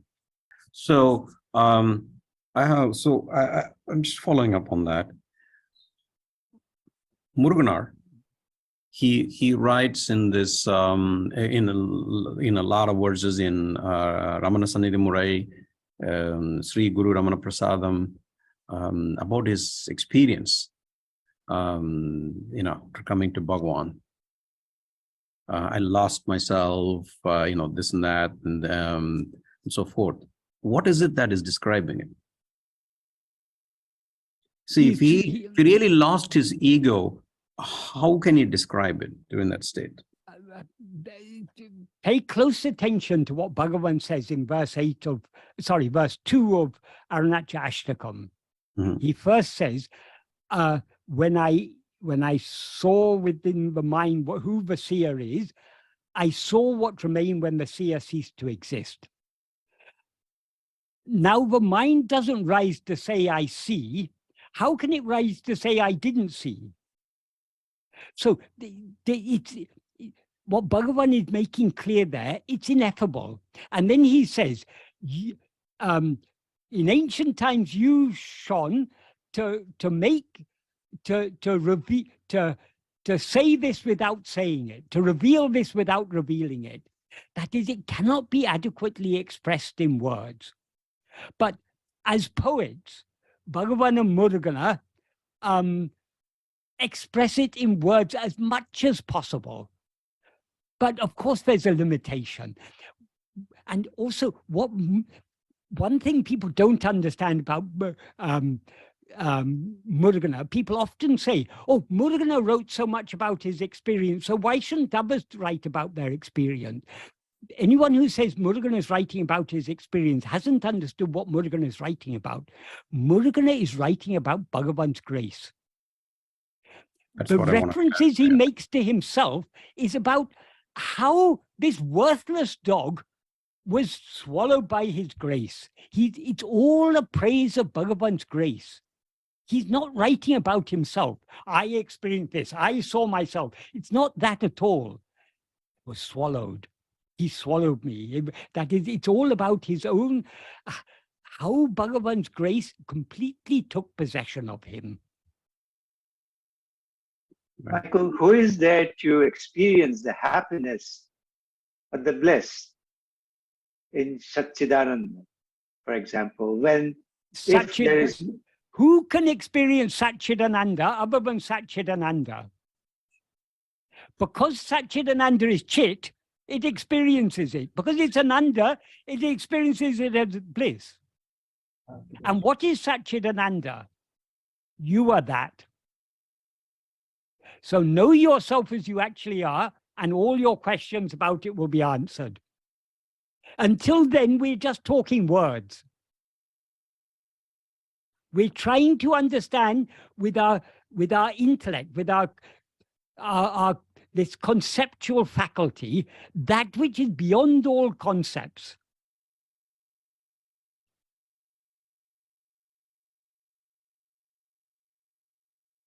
So the ultimate answer to all questions is know who you are, and all these questions will be answered.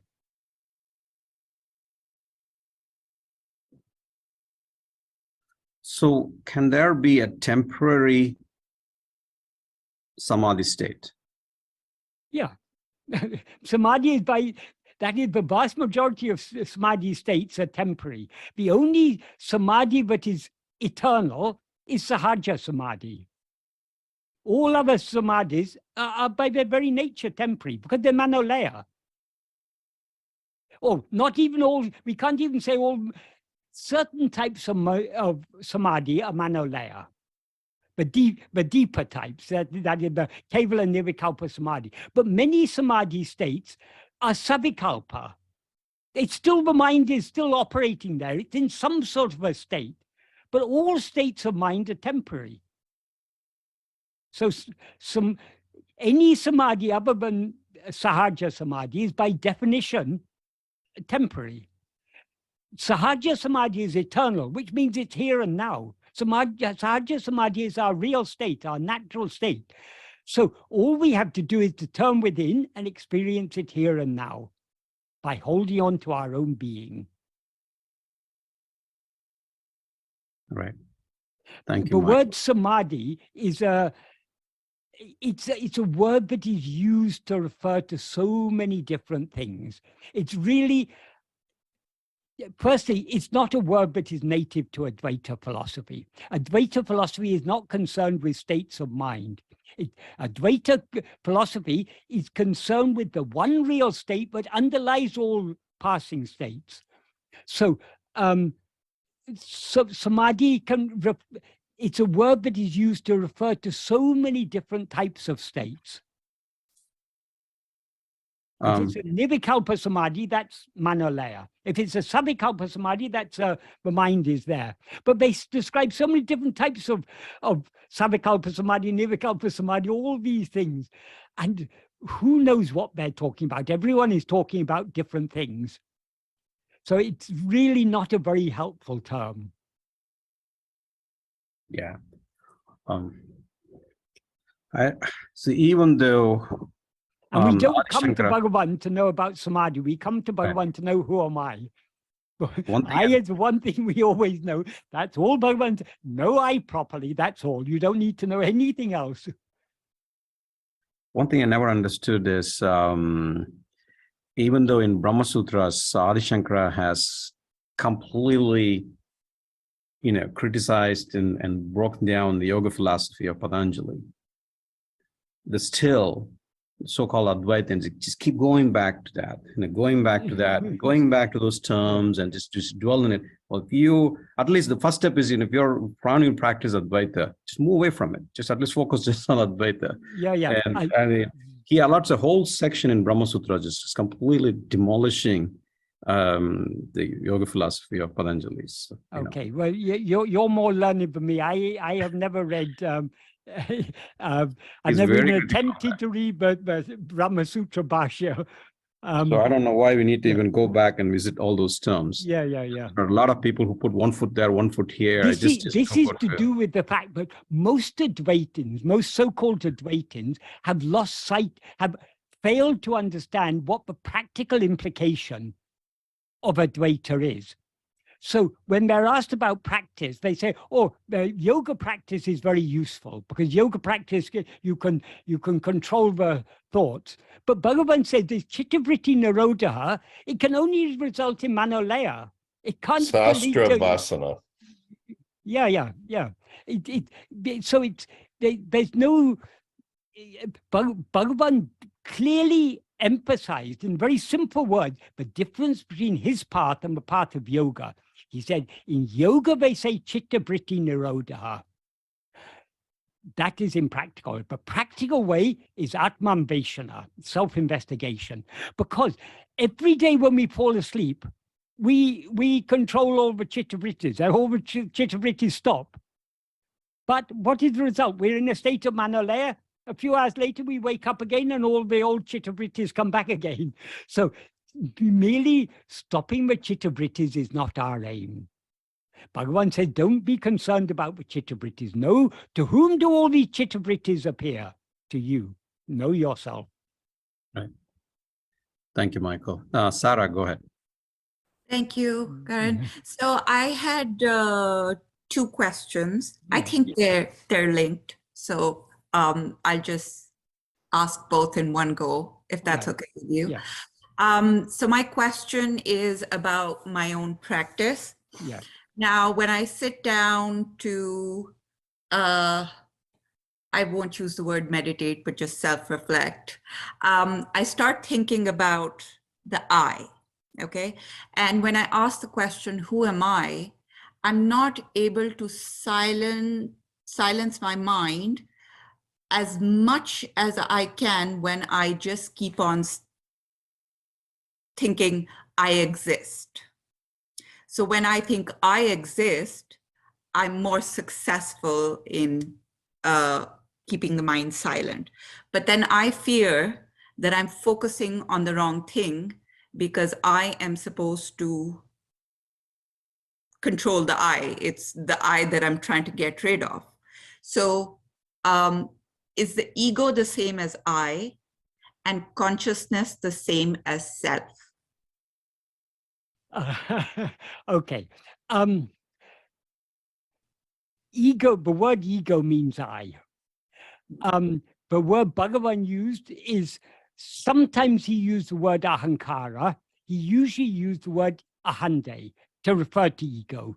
Ahande is a Tamil form of the Sanskrit word ahanta, which means I-ness. Aham plus ta is I-ness. So the ego means I-ness. It's referring to this I mixed with adjuncts. There is only one I. There is only one consciousness. That is I. I is the natural name of consciousness. That consciousness in its pure condition, Suddha Chaitanya, pure awareness, that is our real nature. That is, our real nature is what shines as I am. That's the knowledge of our own, the awareness of our own existence. That is what we actually are. As ego, we are also aware I am. But the difference between ego and our real nature, though our real nature is aware of itself as just I am, whereas ego is aware of itself as I am Sarah, I am Michael, I am Kumar, I am whoever. That adjunct, it is the conflation with adjuncts that forms ego. So ego is, Bhagavan said, it's chit, jada, granti. The chit element is I am. The jada element is the body. When these two are conflated together as I am this body, that is ego.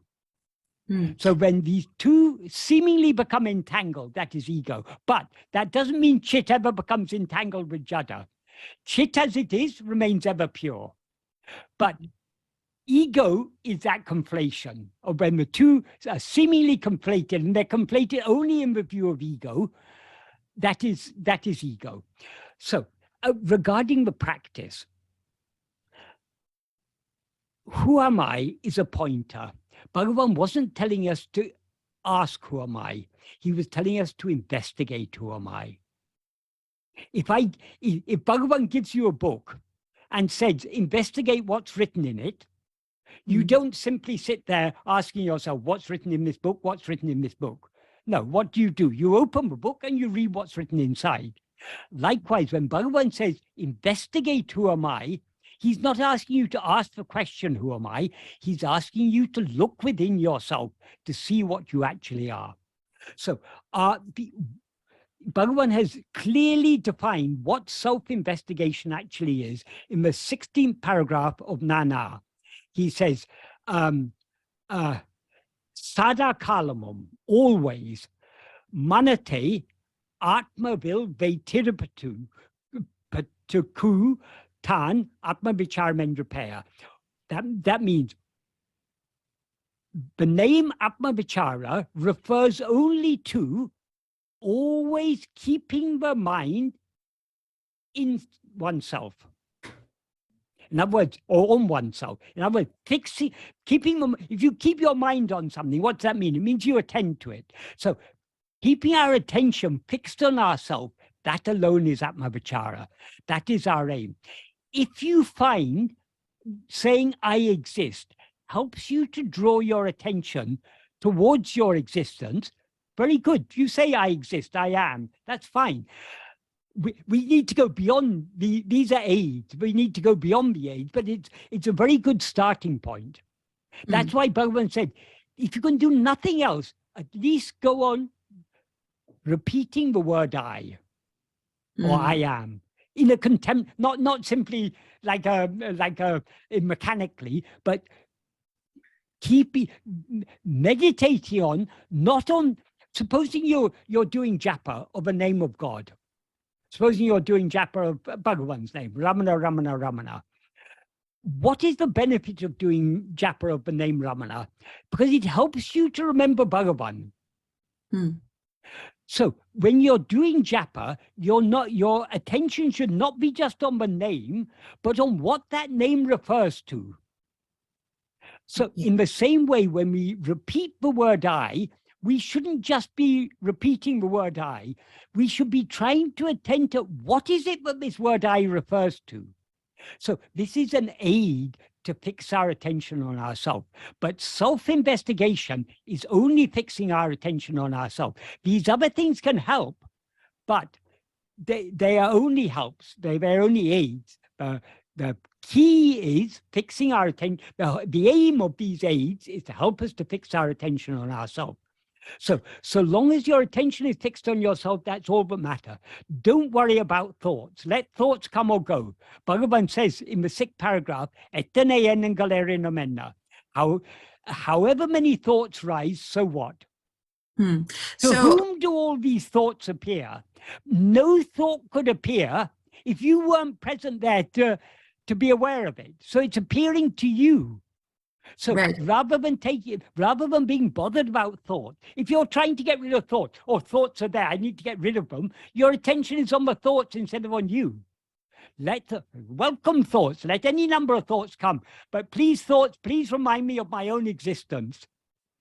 So long as we're remembering our own existence, that's all that matters.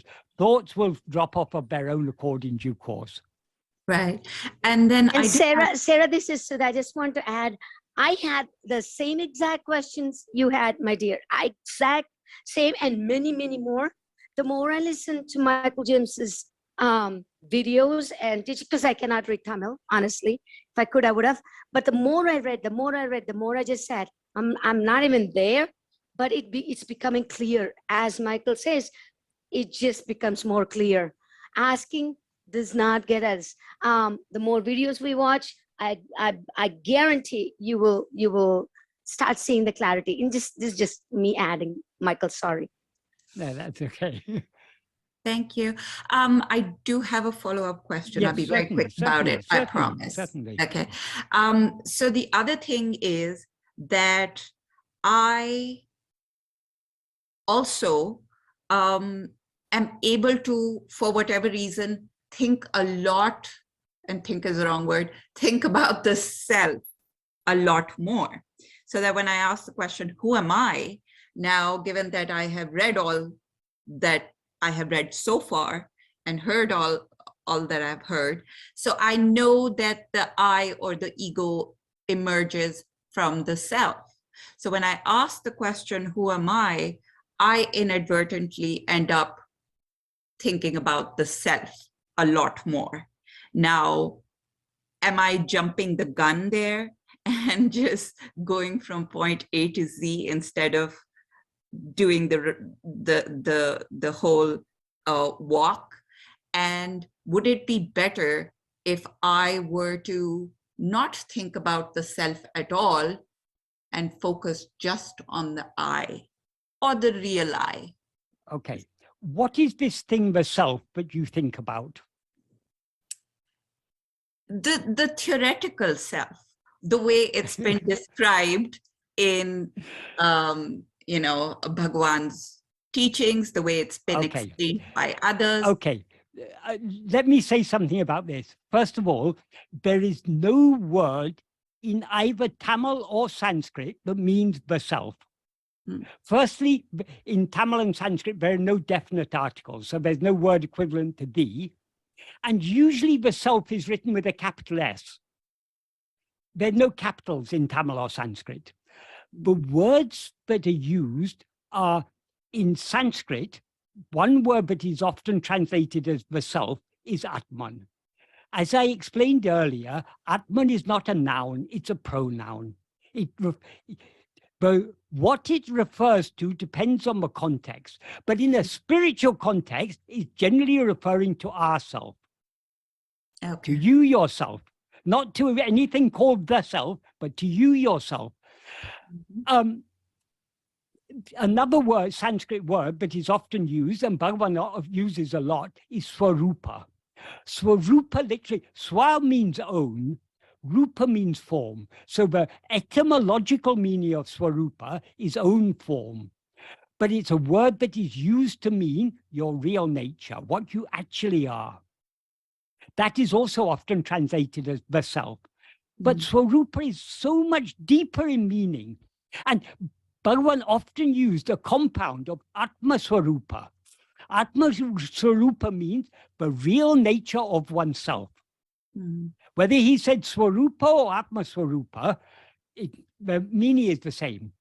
Unless, of course, he's talking, in some context, he talks about Manatin Swarupam, the very nature of the mind. That's different. But generally, when he uses the word Swarupa on its own, it means Atma Swarupa.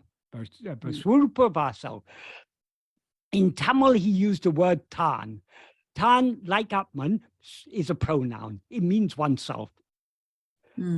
But oneself, it can refer to yourself, himself, herself, itself, myself, any. It depends on the context. So I always used to be puzzled about this word, because this word, the self, occurs not only in English books on Bhagavan's teachings, but in translations of the Bhagavad Gita, in Vivekananda's writing, in anything, in almost any book you read about Vedanta philosophy, or even about yoga, this word, the self, the self, the self with a capital S. So what is this thing, the self? What does it actually mean? To me, it seemed to be reifying, pointing out as if there's something called the self. There is no thing called the self. What you are trying to know is you yourself. What are you? Okay. So when we hear this word self, it naturally suggests something other than ourself. Oh, I don't know the self. But Bhagavan says, the one thing we always know is ourself. But the one thing that is clearer than anything else is ourself.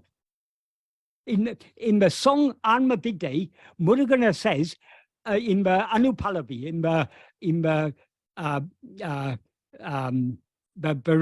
the follow-on refrain, post-refrain, we can say, he says,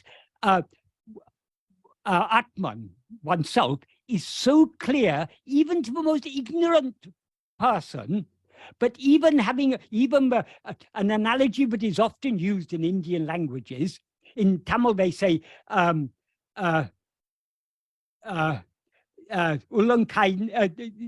that is the Nelikai, the Amalaka fruit in the hand. Amalaka fruit is a small sort of grape-sized fruit.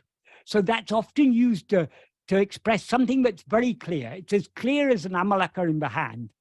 Murugan says, compared to the Amalaka compared to Atman, the Amalaka in the hand is not at all clear. Because the one thing that is clear in all three states is I am. So it's so obviously real, our own self. It's so obviously known by all of us. So Bhagavan is trying to bring it very close to us. But when it's translated as the self, it's taking it somewhere, the self, it's something other than ourself. It's putting a separation between ourself and that. So this word, the self, is not helpful. Wherever you see the word self, just think of myself. I mean, you think of yourself. Don't think of any other self. Because it's only you. Bhagavan wants you to know what you are. Who am I? Right. Okay. Even to say the I is also misleading. Do you ever say, oh, the I went to the shop to buy groceries? No, you say, I went to the shop to buy groceries. We never refer to ourselves as the I. So there's no I other than ourselves. So keep it simple. I. There's only one eye. Yeah. Than irandற்றதால். Thank you. Yeah. So I've undermined your question, but have I answered your question? Yes, to a great extent. Right. Yes. But the point is, what you need to attend to is yourself, to I. You forget about the self, forget about Brahman. The very purpose of the Mahavakyas. Why do the Mahavakyas say you are that? Because previously we were looking for something outside ourselves. We were looking for Brahman or God or happiness or knowledge or something we were looking for outside ourselves. So the Mahavakyas say, you are that.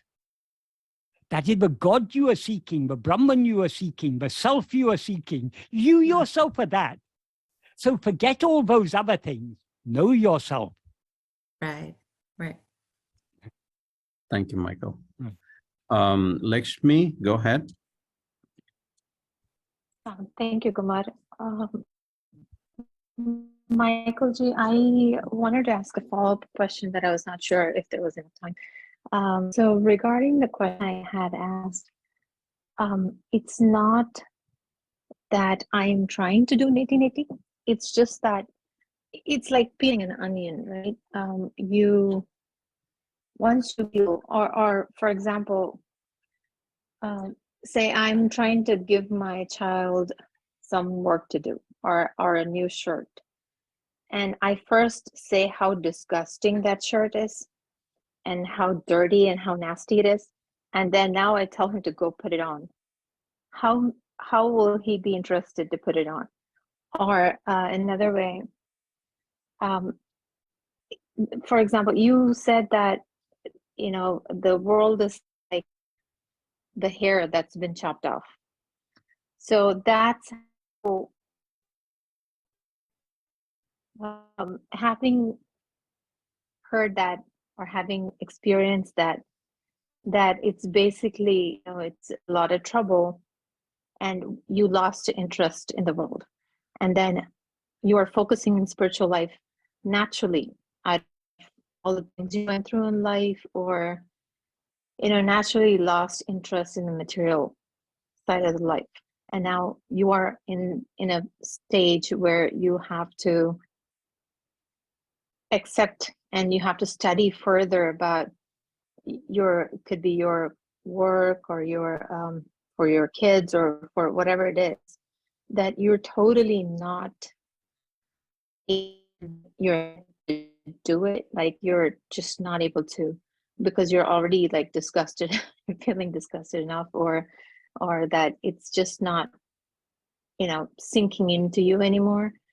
Then how do you focus in the material life, meaning for studies or whatever it is, while you're no longer being able to feel the attachment or feel any possibility of doing it? Bhagavan never asked us to be disgusted with this material life. Bhagavan said likes and dislikes are both to be disliked. Rather than trying to push away the world, or rather than becoming disgusted with the world, let us fall in love with our own being, with knowing and being what we actually are. To the extent to which we love to attend to ourselves, our interest will automatically be withdrawn from the world. We don't need to contemplate of course, at first it's helpful to understand all because our mind has a great tasting going outwards, we need to remind ourselves all of these things are ephemeral, none of these things are real. But we are not, nobody came to know themselves through disgust. We come to know ourselves through love. Bhagavan said, Bhakti is the mother of jnana.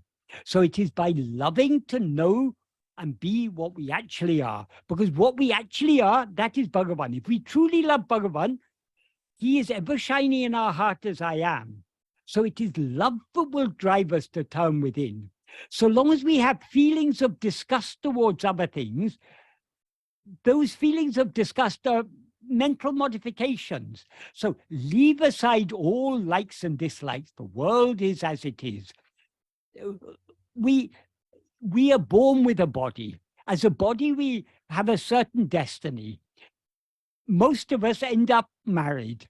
We have husband or wife, we have children, all these things. None of these things are in any way an obstacle to the spiritual path, because the spiritual path is not about rejecting the world. It's about turning our attention within. To the extent to which we turn our attention within, other things will recede into the background. Our interest in the world will diminish, but we won't feel disgusted by it. Disgust is not going to help us. Disgust is just an emotion. But we need to have, if at all you want to be disgusted with anything, be disgusted with yourself, with this ego. But even that is not really very constructive, to be disgusted with ego. Bhagavan told us, now this ego seems to be the cause of so many troubles.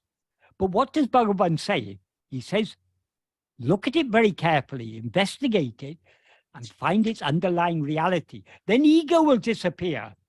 So we should, the driving force of our practice should be the love for Bhagavan. And with the understanding that Bhagavan is what is shining in our heart as I. So loving to know and to be that I that is Bhagavan. Is that a helpful answer or not? Yes, actually, the discuss is just the word discuss I use just to explain what kids would feel to do something that they no longer like. Yes. So I could relate to Lakshmi's question. So if you tell a child, who's growing child, all the world is an illusion, how is he going to get the motivation to put in whatever he needs to put in to carry on with the life?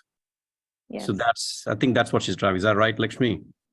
Yes, that I mean, it's when you naturally, it's a shedding off, like how say for example, an onion when it sheds off the dead skin, it has more layers to peel for sure, but what's dead is gone. So when you say that you have to go back and nourish it back to life, it's kind of hard. It's kind of not possible. You don't have that. That is one thing we need to have a comprehensive understanding of Bhagavan's teaching. Bhagavan has made it clear, but if all karyas, that's everything that ought to happen, everything that is meant to happen, everything that we ought to do, everything that we're meant to do, that Parameshwara Shakti is driving it. That Parameshwara Shakti will make us do whatever is necessary to do. So, but all these things will take care of themselves. Our only aim should be to turn our attention more and more within.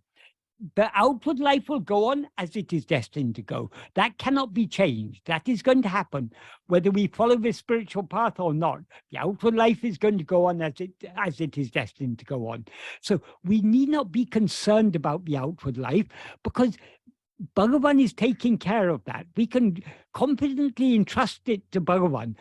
And if we have to play some part, if we have to go to work to earn for our children, or if we have to take our children to school, if we have to educate them, if we have to help them with their homework, or whatever it may be, all these things will happen. This is in no way an obstacle, because the practice is about our being. Whether you're engaged in worldly activity or not, you exist. I am. That is the one fundamental. Whatever we may experience, the basis of all experience is our experience of our own being. I am. So we can continue to hold on to our being and let all these things happen. They will happen automatically. The more we go within, the more we will recognize that all the outward events are taking care of themselves. They're happening as they're meant to happen. Bhagavan wrote this so clearly in the note he wrote for his mother.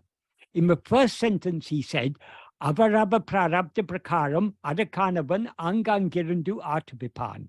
That means, in accordance with the prarabdha means the destiny of each one, adakanavan, he who is for that refers to God or Guru or Bhagavan, angangirandu, being there, that means being in each place. It implies being in the heart of each jiva. Artavipan will cause to dance. That is, he will make us act. So whatever actions are necessary for the unfoldment of our prarabdha, that means our mind, speech, and body will be made to do those actions.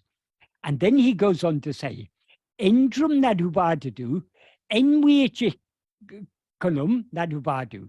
That is, what is never to happen will not happen, however much effort you make. That means we are free to, supposing something is not destined to happen. Supposing I want to become president of the United States. My destiny cannot stop me wanting to become president of the United States. My destiny cannot stop me trying to become president of the United States. But my destiny will certainly stop me becoming president of the United States because it's not in my destiny.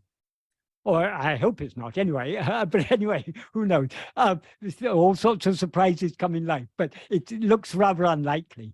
So we are free to want whatever we want to want. We are free to try for whatever we want to want. We are not free to achieve it unless it is in our destiny. So what is not to happen, what is never to happen, will not happen in spite of any amount of effort. What is to happen will not stop in spite of any amount of obstacle. It may be my destiny to be very rich, say. Supposing it's my destiny to be a billionaire. I may not want to be a billionaire. I may want to give away my money. But however much money I give away, the billions will keep on coming back to me because it's my destiny to have those billions. So what is to happen will not stop in spite of any amount of obstacle. Iduvei tinnam. That means this is certain. Bhagavan says it so emphatically. Ahalin monamayirake nandru. Therefore, being silent is good. What does he mean by being silent? Does he mean we should sit like a rock not doing anything? No, because whatever actions mind, speech, and body need to do for the unfoldment of prarabdha, he will make them do. As he said in the first sentence, and as he implied in Nana, when he said that one Parameshwara Shakti is driving all karyas. So our own actions are part of those karyas. He will make us do whatever needs to be done. What being silent means is not rising as ego in order to try for what is not destined or in order to accept, to obstruct what is destined. So how can we remain silent? Only by holding on to self-attentiveness and thereby sinking back into the heart. Let everything go on as it is destined to go on. It's no concern of ours. He is taking care of everything. So that's why in something that Swami said in Path of Sri Ramana comes to my mind. One key refinement that Bhagavan did compared to even the traditional Advaita teachers is focus on the positiveness of the methodology rather than the negativeness of it. Rather than focusing on the not this thing, he just focused on the positive, which is what you stressed. Just focus on the beingness, and that really look at the very core of Bhagavan's teachings. We need to be pure. That focuses on the positiveness, he stresses that in Path of Sri Ramana. I don't forgot which chapter, but it beautifully stresses that. Yeah. Many traditional Advaitins believe that in order to attain moksha, firstly you have to be born as a Brahmin. That disqualifies most of us. Secondly, you have to be born as a man. That disqualifies half of the remainder. And you have to take sannyasa. So without all these, you're not fit for. But Bhagavan personally, Bhagavan, whether we are Brahmin or non-Brahmin, whether we are male or female, this only pertains to the body. It has got nothing to do with us. So Bhagavan is least concerned about such things. About sannyasa, Bhagavan's path is a path of renunciation, but he's not interested in outward renunciation. Bhagavan says, just like marriage comes according to destiny, sannyasa also comes according to destiny. So certain people are destined to be sannyasis. They will be sannyasis. But just because you're a sannyasi doesn't mean you're a real renunciate. Sannyasa is a formal renunciation, but the real renunciation, what is the real renunciation? Bhagavan has revealed to us in verse 26 of Uڵḷadu Nāṛpadu. Bhagavan says, if ego comes into existence, everything comes into existence. If ego doesn't exist, everything doesn't exist. Ego itself is everything.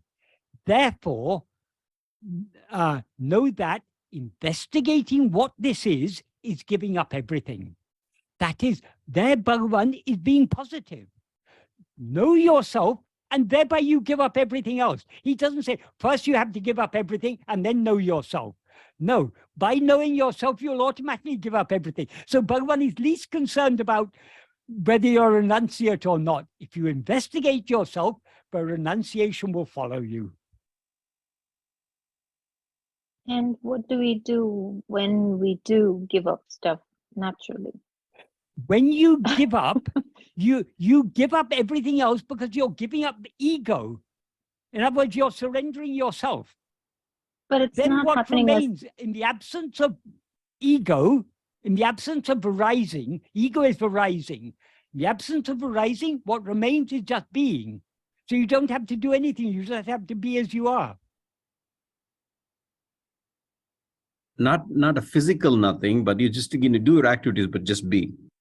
Yeah. Yes, but no, you you know, don't do your activities. What does the activities is the mind, speech, and body. When you're just being, you're separated yourself from the mind, speech, and body. Mind, speech, and body can go on doing whatever they have to do. Right. Does that make sense, Lakshmi? somehow, somewhat. Bhagavan's It's mind, actually speech, one and thing. I mean, If so I may add, if I may I add, just want to ask this one. I want to put it in this one way. So, for example, a plant, you don't water it, it doesn't completely die in one day. It slowly loses leaves and fruits, and you know, at the tip it starts burning, and then towards the end, then the root dies. So when it's actually dying little by little, I'm not saying I have given up on the ego, which is, you know, I don't see any, you know, in my own effort, I don't see it happening anytime soon, unless Bhagavan does it. But then, you know, naturally with how the life has been taking shape in my life personally, it's naturally things are falling off. But then if I have to, like, I used to be the top in the class in education, but then now I have zero. I just can't get myself to focus in something that my friends or relatives have seen me shine in, and they expect me to come back to that standard, which I don't see myself being able to do. Even if I try, saying, okay, I'm probably just convincing myself that I don't have an interest in, so I go back and study and try to get there, but it's just not attaching to me. So when things are falling off on its own, and I'm expected to be something, how does this and that kind of, you know, renunciation is, Bhagavan is saying, drop the ego. Yes, it's, you know, it's naturally happening in certain areas, if not all of it. So how do I catch up to that?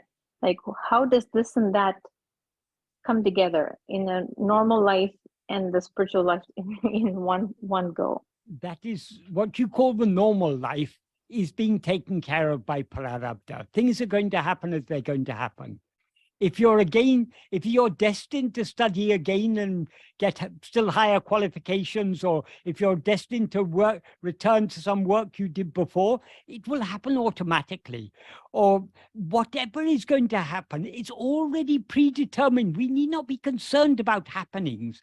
Let what is to happen as it's meant to happen. It's all happening according to Bhagavan's will. That Parameshwara Shakti is driving all these karyas. So if Bhagavan wants you to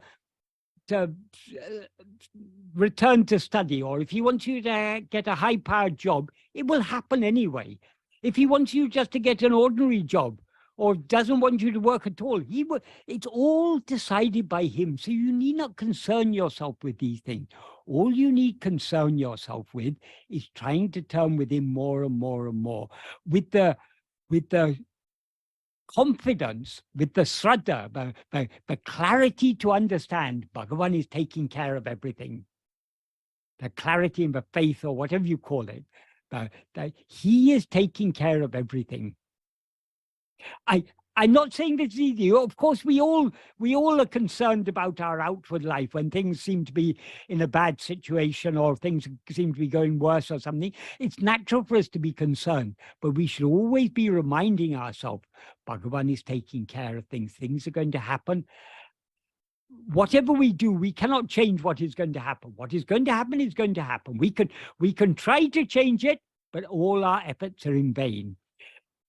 If there's some effort that we have to make, he will make us make that effort. So let us leave even that to him.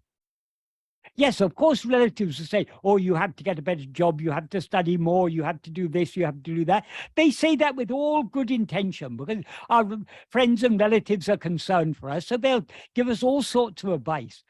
But we should heed the advice of Bhagavan, that all these things are already predetermined. If you're to get a high-powered job, it will happen automatically. If you're not, it won't happen, however much you try. So we need not be concerned about these things. All we need to be concerned about is trying more and more to turn within. Okay. Thank you, Michael. Thank you. Thank you, Lakshmi. Thank you, Thank you, Michael. Guma. So we'll go to the last question. Sudha, go ahead, please. Thank you so much. Thank you so much for taking my question. So, dear Michael, thank you. You always mentioned Shravana is a good thing, but you need to do manana, and then, dhyana. There's no point just reading. And there's no point also to compare, contrast. Don't worry about what Patanjali said, Mandukya Upanishad said, and all these things. You've got the juice already squeezed and given by Bhagavan with self-experience. Is very practical. I'm with you in all of those.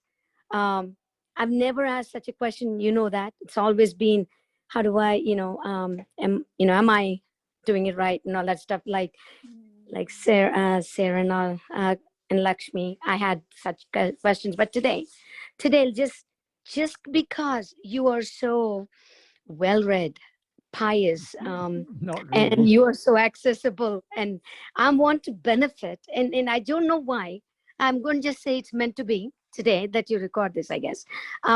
My question, sir, is just like pure water. I just want to drink this again. I am not saying I'm trying to be comparing things. Please, I'm just it's not even curious. I feel like asking. I feel like something. I'm thirsty for your answers. Let me put it that way. So my question: would you mind just giving very high level comparison between? And I think I already know, but Patanjali and Bhagwan's teachings, and Mandukya Upanishad and Bhagwan's teaching in a summary level. It would really. I love that if you're able to. Give me the differences. Okay. Well, I'm not as well read as you may think I am. I know a little about some of these things. The Yoga Sutra begins with a definition of what is yoga. Patanjali begins by giving a definition. He says, Yogas chitta vritti nirodha. That means yoga is restraining or curbing the chitta vrittis. He then goes on to say in the next sutra, or after one or two sutras, that if you control the chitta vrittis, then you will be in your swarupa. That is not so. Bhagavan says if you simply control the chitta vrittis, you end up in laya. That is not swarupa. And Bhagavan also says the chitta vrittis are automatically controlled every day when you fall asleep. But how does that benefit you? Patanjali gives a very confusing explanation, because he then explains 5 types of chitta vrittis. And one of those, I think so, this is what I remember vaguely having read. One of those 5 types of chitta vrittis is sleep. He takes sleep to be a chitta vritti.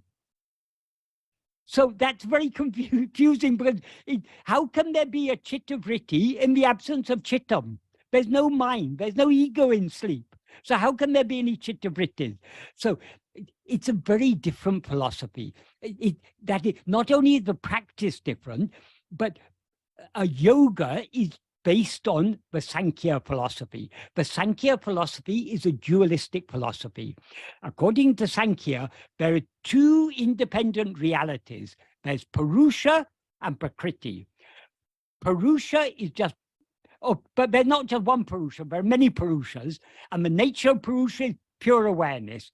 What they mean by pure awareness, it is just awareness, it's not anything else. But Prakriti on its own is avyakta, it's unmanifest.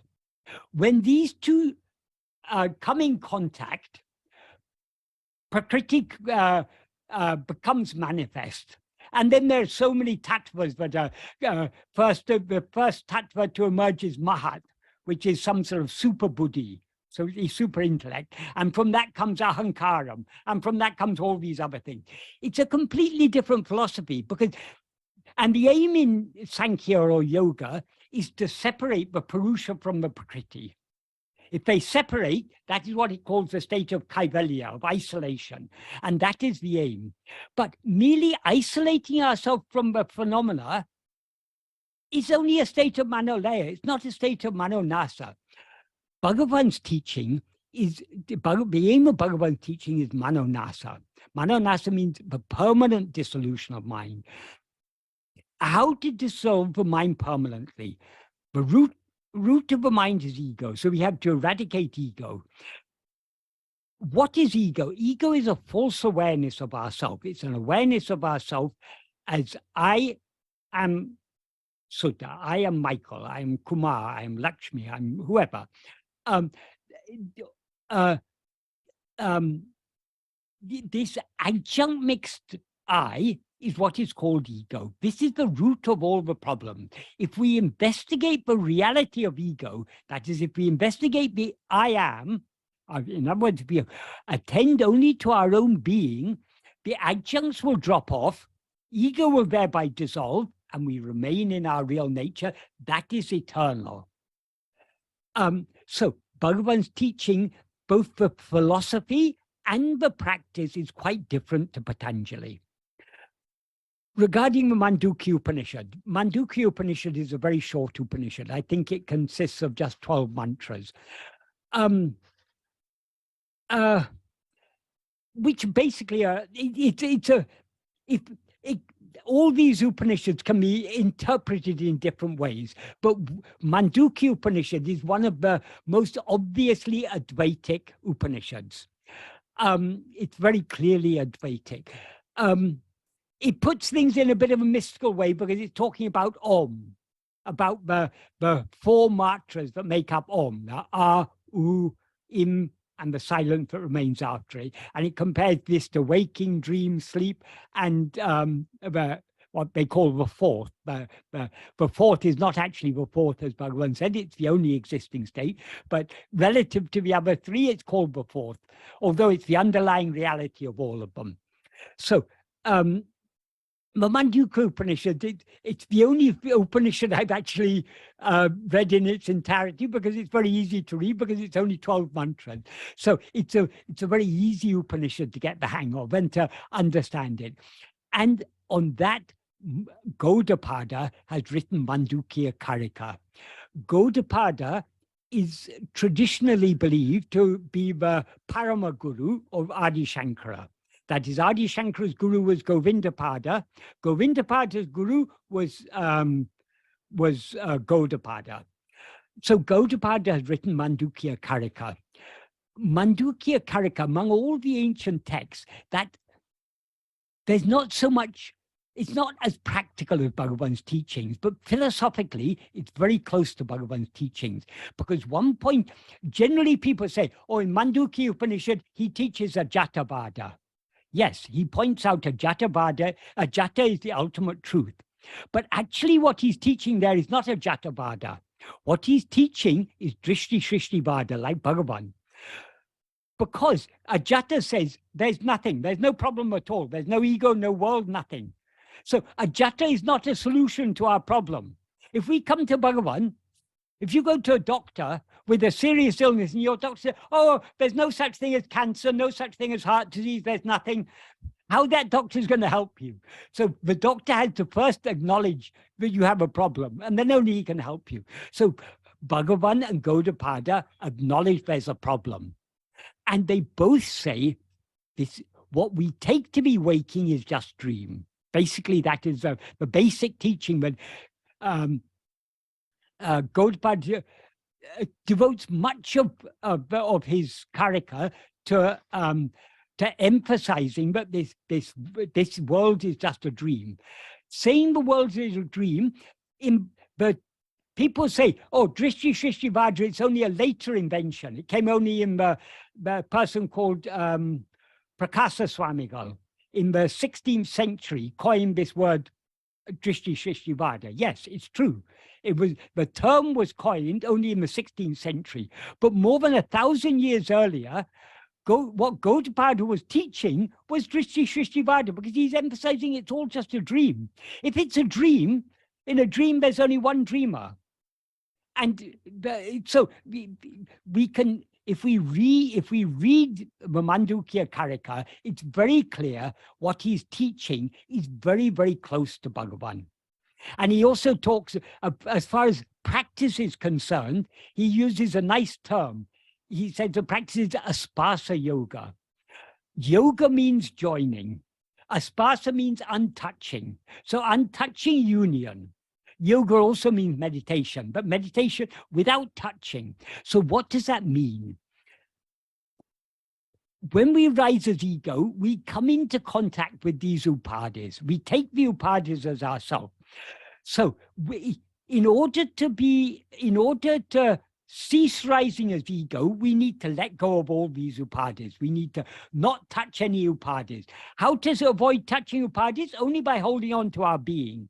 So what Gaudapada means by aspasa yoga is, if we think deeply about it, it has to mean the same as what Bhagavan means about Atma Vichara.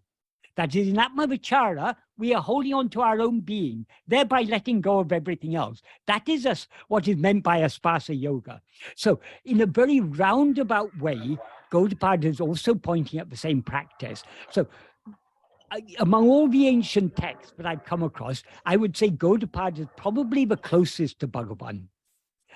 But it's nothing like as clear and as simple as Bhagavan's.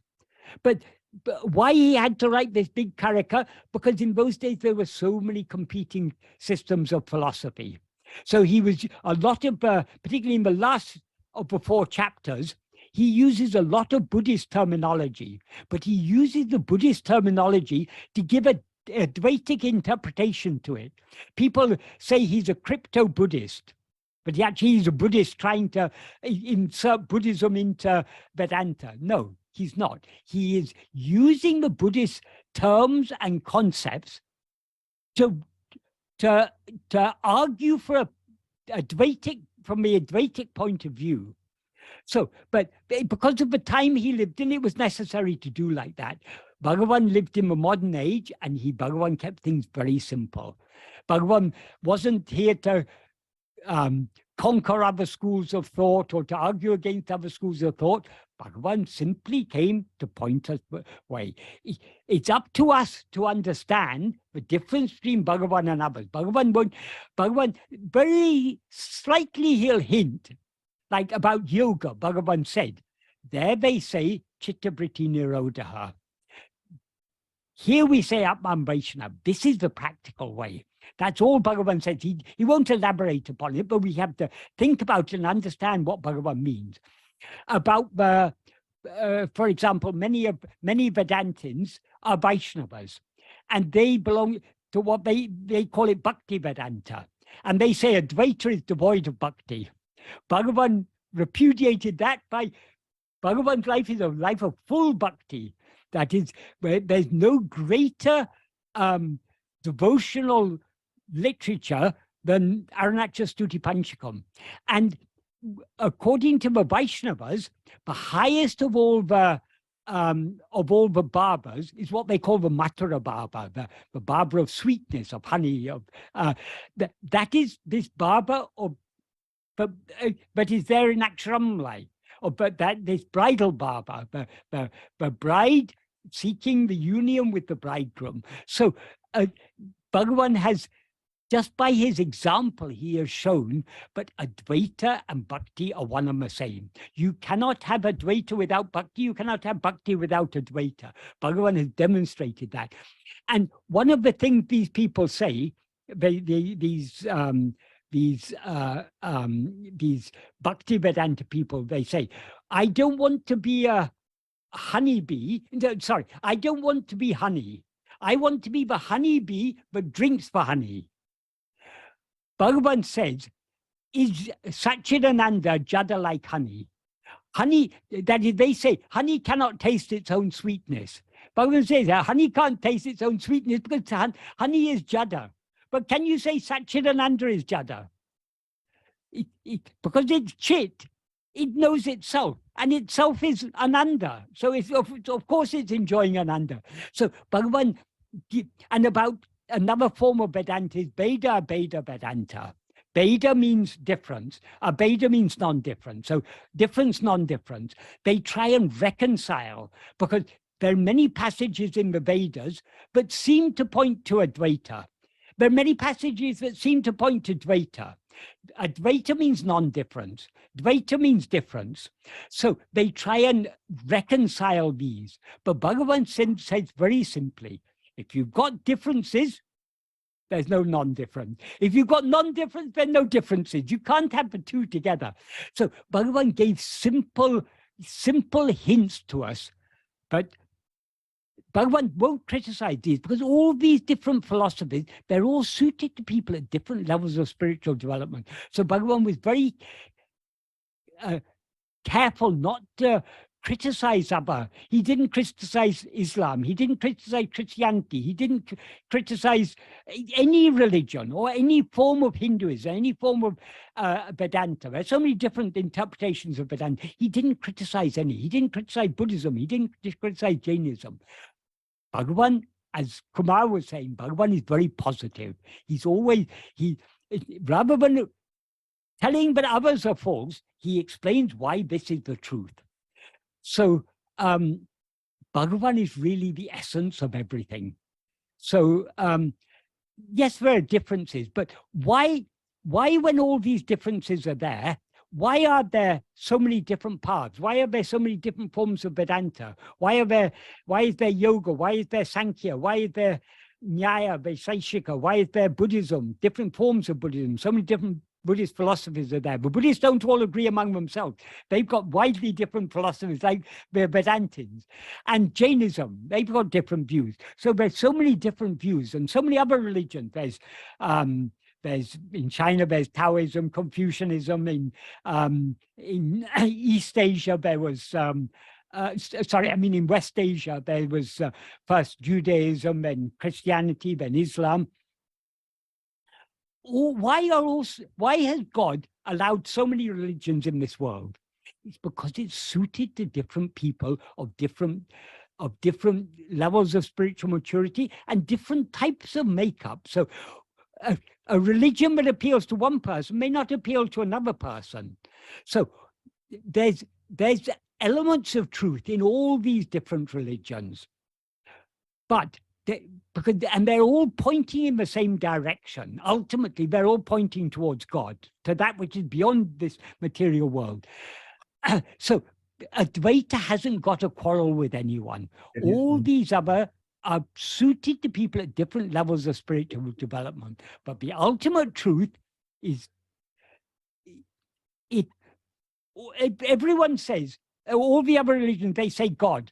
They say God is the greatest of all. He's infinite. If God is infinite, how can anything be other than God? So ultimately, it all has to come to Advaita. Advaita is the ultimate. But others will disagree with it. They'll say, no, our path is the ultimate. Okay, your path is the ultimate. Fine, we don't want to quarrel with anyone.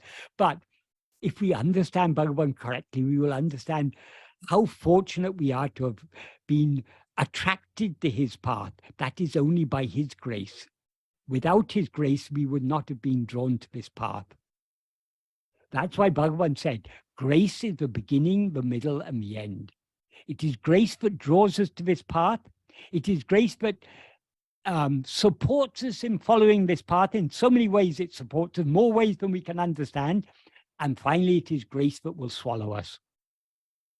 So according to Bhagavan, it's all a matter of grace. And the same grace that is guiding us is guiding each and every other jiva. That's why Bhagavan said that grace is shining in all the different religions, as the God of all the different religions. So Bhagavan's love is infinite. So you don't have to be a devotee of Bhagavan to be loved by Bhagavan. Bhagavan loves us all because he's our own reality. So whether we're Christian or Muslim or atheist or whatever we may be, Bhagavan loves us because he is our own reality, and he loves us as himself. He doesn't see all our defects, he sees us as himself. And because he sees us as himself, that enables us to see ourselves as we actually are. That is his grace. So all is his grace ultimately. Thank Okay, you, Michael, thank you. I just have one quick follow-up question. Okay. Again, Gita, Bhagavad Gita is the crown, right? It has everything in it. It I know caters to all tastes. Right, and yes, it embraces all sorts of lanes into itself. I know Bhagwan's signature is self-investigation, right? The positive that Kumar was talking about, the one that you just mentioned, focusing on not the netis, not this, but what is being. Yeah. The focus is on being. I just have a question.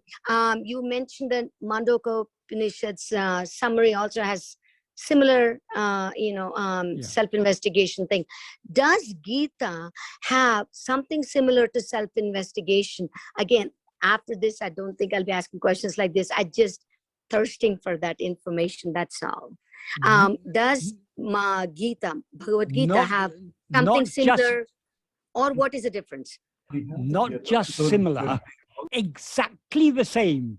Krishna describes the practice of self-investigation in 2 verses of the Gita, chapter 6, verses 25 and 26. Which Bhagavan has translated as, I think, verses 27 and 28 of Bhagavad Gita Saram. But in at the end, the last half of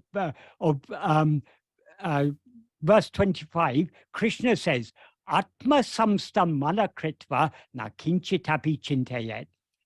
Fix your mind in yourself and do not think of anything else. That is self-investigation, beautifully described.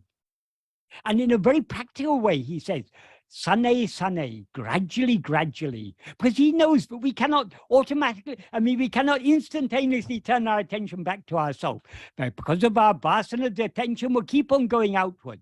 Slowly, we have to train it, bring it to that state of stillness by fixing it in ourselves and coming to that point where we cease to think of anything else. So he's given a very, very clear and practical description of the path of self-investigation in those 2 verses. And he very clearly talks Advaita philosophy. For example, in chapter 2, verse 16, he says something, this is another verse that Bhagavan translated, I think verse 9 in Bhagavad Gita Saram. The meaning of that verse is, there is no existence of what doesn't exist. And there is no non-existence of what does exist. If we think about that, that has a very, very deep meaning, because what that means is, if there's no existence of what exists, that means what exists can never become non-existent. There can never be a time when it didn't exist.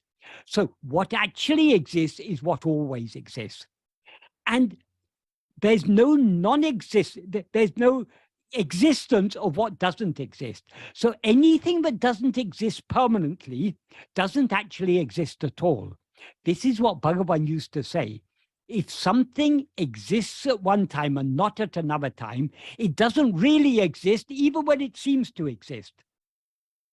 So this is one of the core principles of Advaita. There is only one thing that exists, one without a second, and that exists eternally. Everything else comes and goes.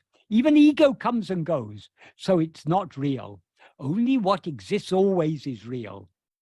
So there's a lot of very pure Advaita there. But Krishna has to cater for everyone. So he provides so many different, there's something for everyone in the Gita. Even if you're a Christian or a Muslim or a Buddhist or whatever you may be, you'll find something in the Gita. Oh yes, this is right. You'll find that it's impossible to go through the whole Gita and reject everything, because there's something for there's probably something for atheists also there. It's such a it's a wonderful text for Gita. Yeah. Of course, we don't need that because we've got Bhagavan. Bhagavan is the essence of it all, but the Gita is a truly wonderful text. Right. A good question from Sudha. That is why it's considered to be one of the Prasthana-traya, one of the three source texts of Vedanta. The source texts of Vedanta are the oldest of the Upanishads, the Brahma Sutra and the Bhagavad Gita. Right. So it's such an important text. It's it's one of the Prasthana-traya of Vedanta, but it's also got something of yoga, and it's got Sankhya, it's got a little bit of everything, but all in a Vedanta-sized way. Right. Just to remind everyone, we actually did record a video of Michael explaining the two verses, 625 and 626 of Bhagavad Gita. And I put that link in the chat box, so you can so that you can check out that video. Thank you so much. Specifically those two verses, one link in that video. Hey, and then Michael, to Ram for the last question. Go ahead. Michael, it's going to be a response from you. 10 seconds or less would be great. The question I have is, are you peaceful and happy most of the time? You've been doing it for 47 years. The reason for this question is, in those days, Ramana himself was there. So people had someone who was a stalwart they could look to, saying, okay, actually, whatever he's teaching, he's following, it's happening. Right now, we are talking in his absence about his teachings. Someone who has actually achieved that would be a source of strength. What did you say? You're talking in Bhagavan's absence? Actually, physical Bhagavan absence. himself said when they were weeping about him, but he was about to leave the body, he said, "Where can I go?" That's right. That's right. Bhagavan is the eternal presence, the omnipresence. He is what is shining in our heart as I am. Ariyati tarajivara dahabari juguhail aṟivaṛi paramatuman arunachala ramanan. Arunachala Ramana is the Paramatma, but blissfully exists as awareness in the cave of the heart lotus of every jiva beginning from Hari. So where can he be absent? Right. That's right. I was purely talking from a physical standpoint, but you're right. Where can he go? Where is a time or a place where Bhagavan is absent? Right. In fact, I feel he's more with us now than when he was in the body. Sadhuam used to say, so long as he was in the body, there was a subtle maya over our mind, over our eyes, because Bhagavan seemed to be limited to that form. Now he has cast off that form. Now we can recognize that he is all-pervading, omnipresent, eternal, infinite. See, previously he used to shine with all his 5 aspects, Sat Chit Ananda Nama Rupa. Now the impermanent aspects are gone. Only shines as Sat Chit Even the Ananda. Nama Rupa is available if we want it. We've got so many pictures of Bhagavan. We've got Arunachala. So if we want the Nama Rupa, it's there. Right. Well, my core question is, that's a good point. My core question is, are you peaceful and happy most of the time? Peace and happiness are relative terms. I would say, I believe I am far more peaceful and far more happy than I would be if Bhagavan hadn't been in my life. I cannot imagine my life without Bhagavan. So, generally speaking, I would say, from a relatively, I am peaceful and happy. Got it. I am supremely grateful to Bhagavan for having, I can't say, but Bhagavan's grace is how Bhagavan selects worthless people like us and draws us to him and gives us the little love that we have for him. It's entirely his grace. So yeah, how can we, Bhagavan's path is all about happiness, because Bhagavan's path is about surrender. When Bhagavan gives that analogy of the passenger in the train, he said, why should we suffer carrying the luggage on our head rather than traveling happily, putting it aside? Sukhamai, he says. So Bhagavan's path is the path of happiness. The more we surrender to him, the happier we will be. Thanks, Michael. That helps. Right. But Thank you, Mike. unfortunately, there's still an I, so I'm not fully surrendered to him, so I can't say I'm perfectly happy. But by his grace, at least I enjoy some degree of happiness and peace, but entirely by his grace, entirely by his grace. Thanks, Michael. Right. Thank you, Michael.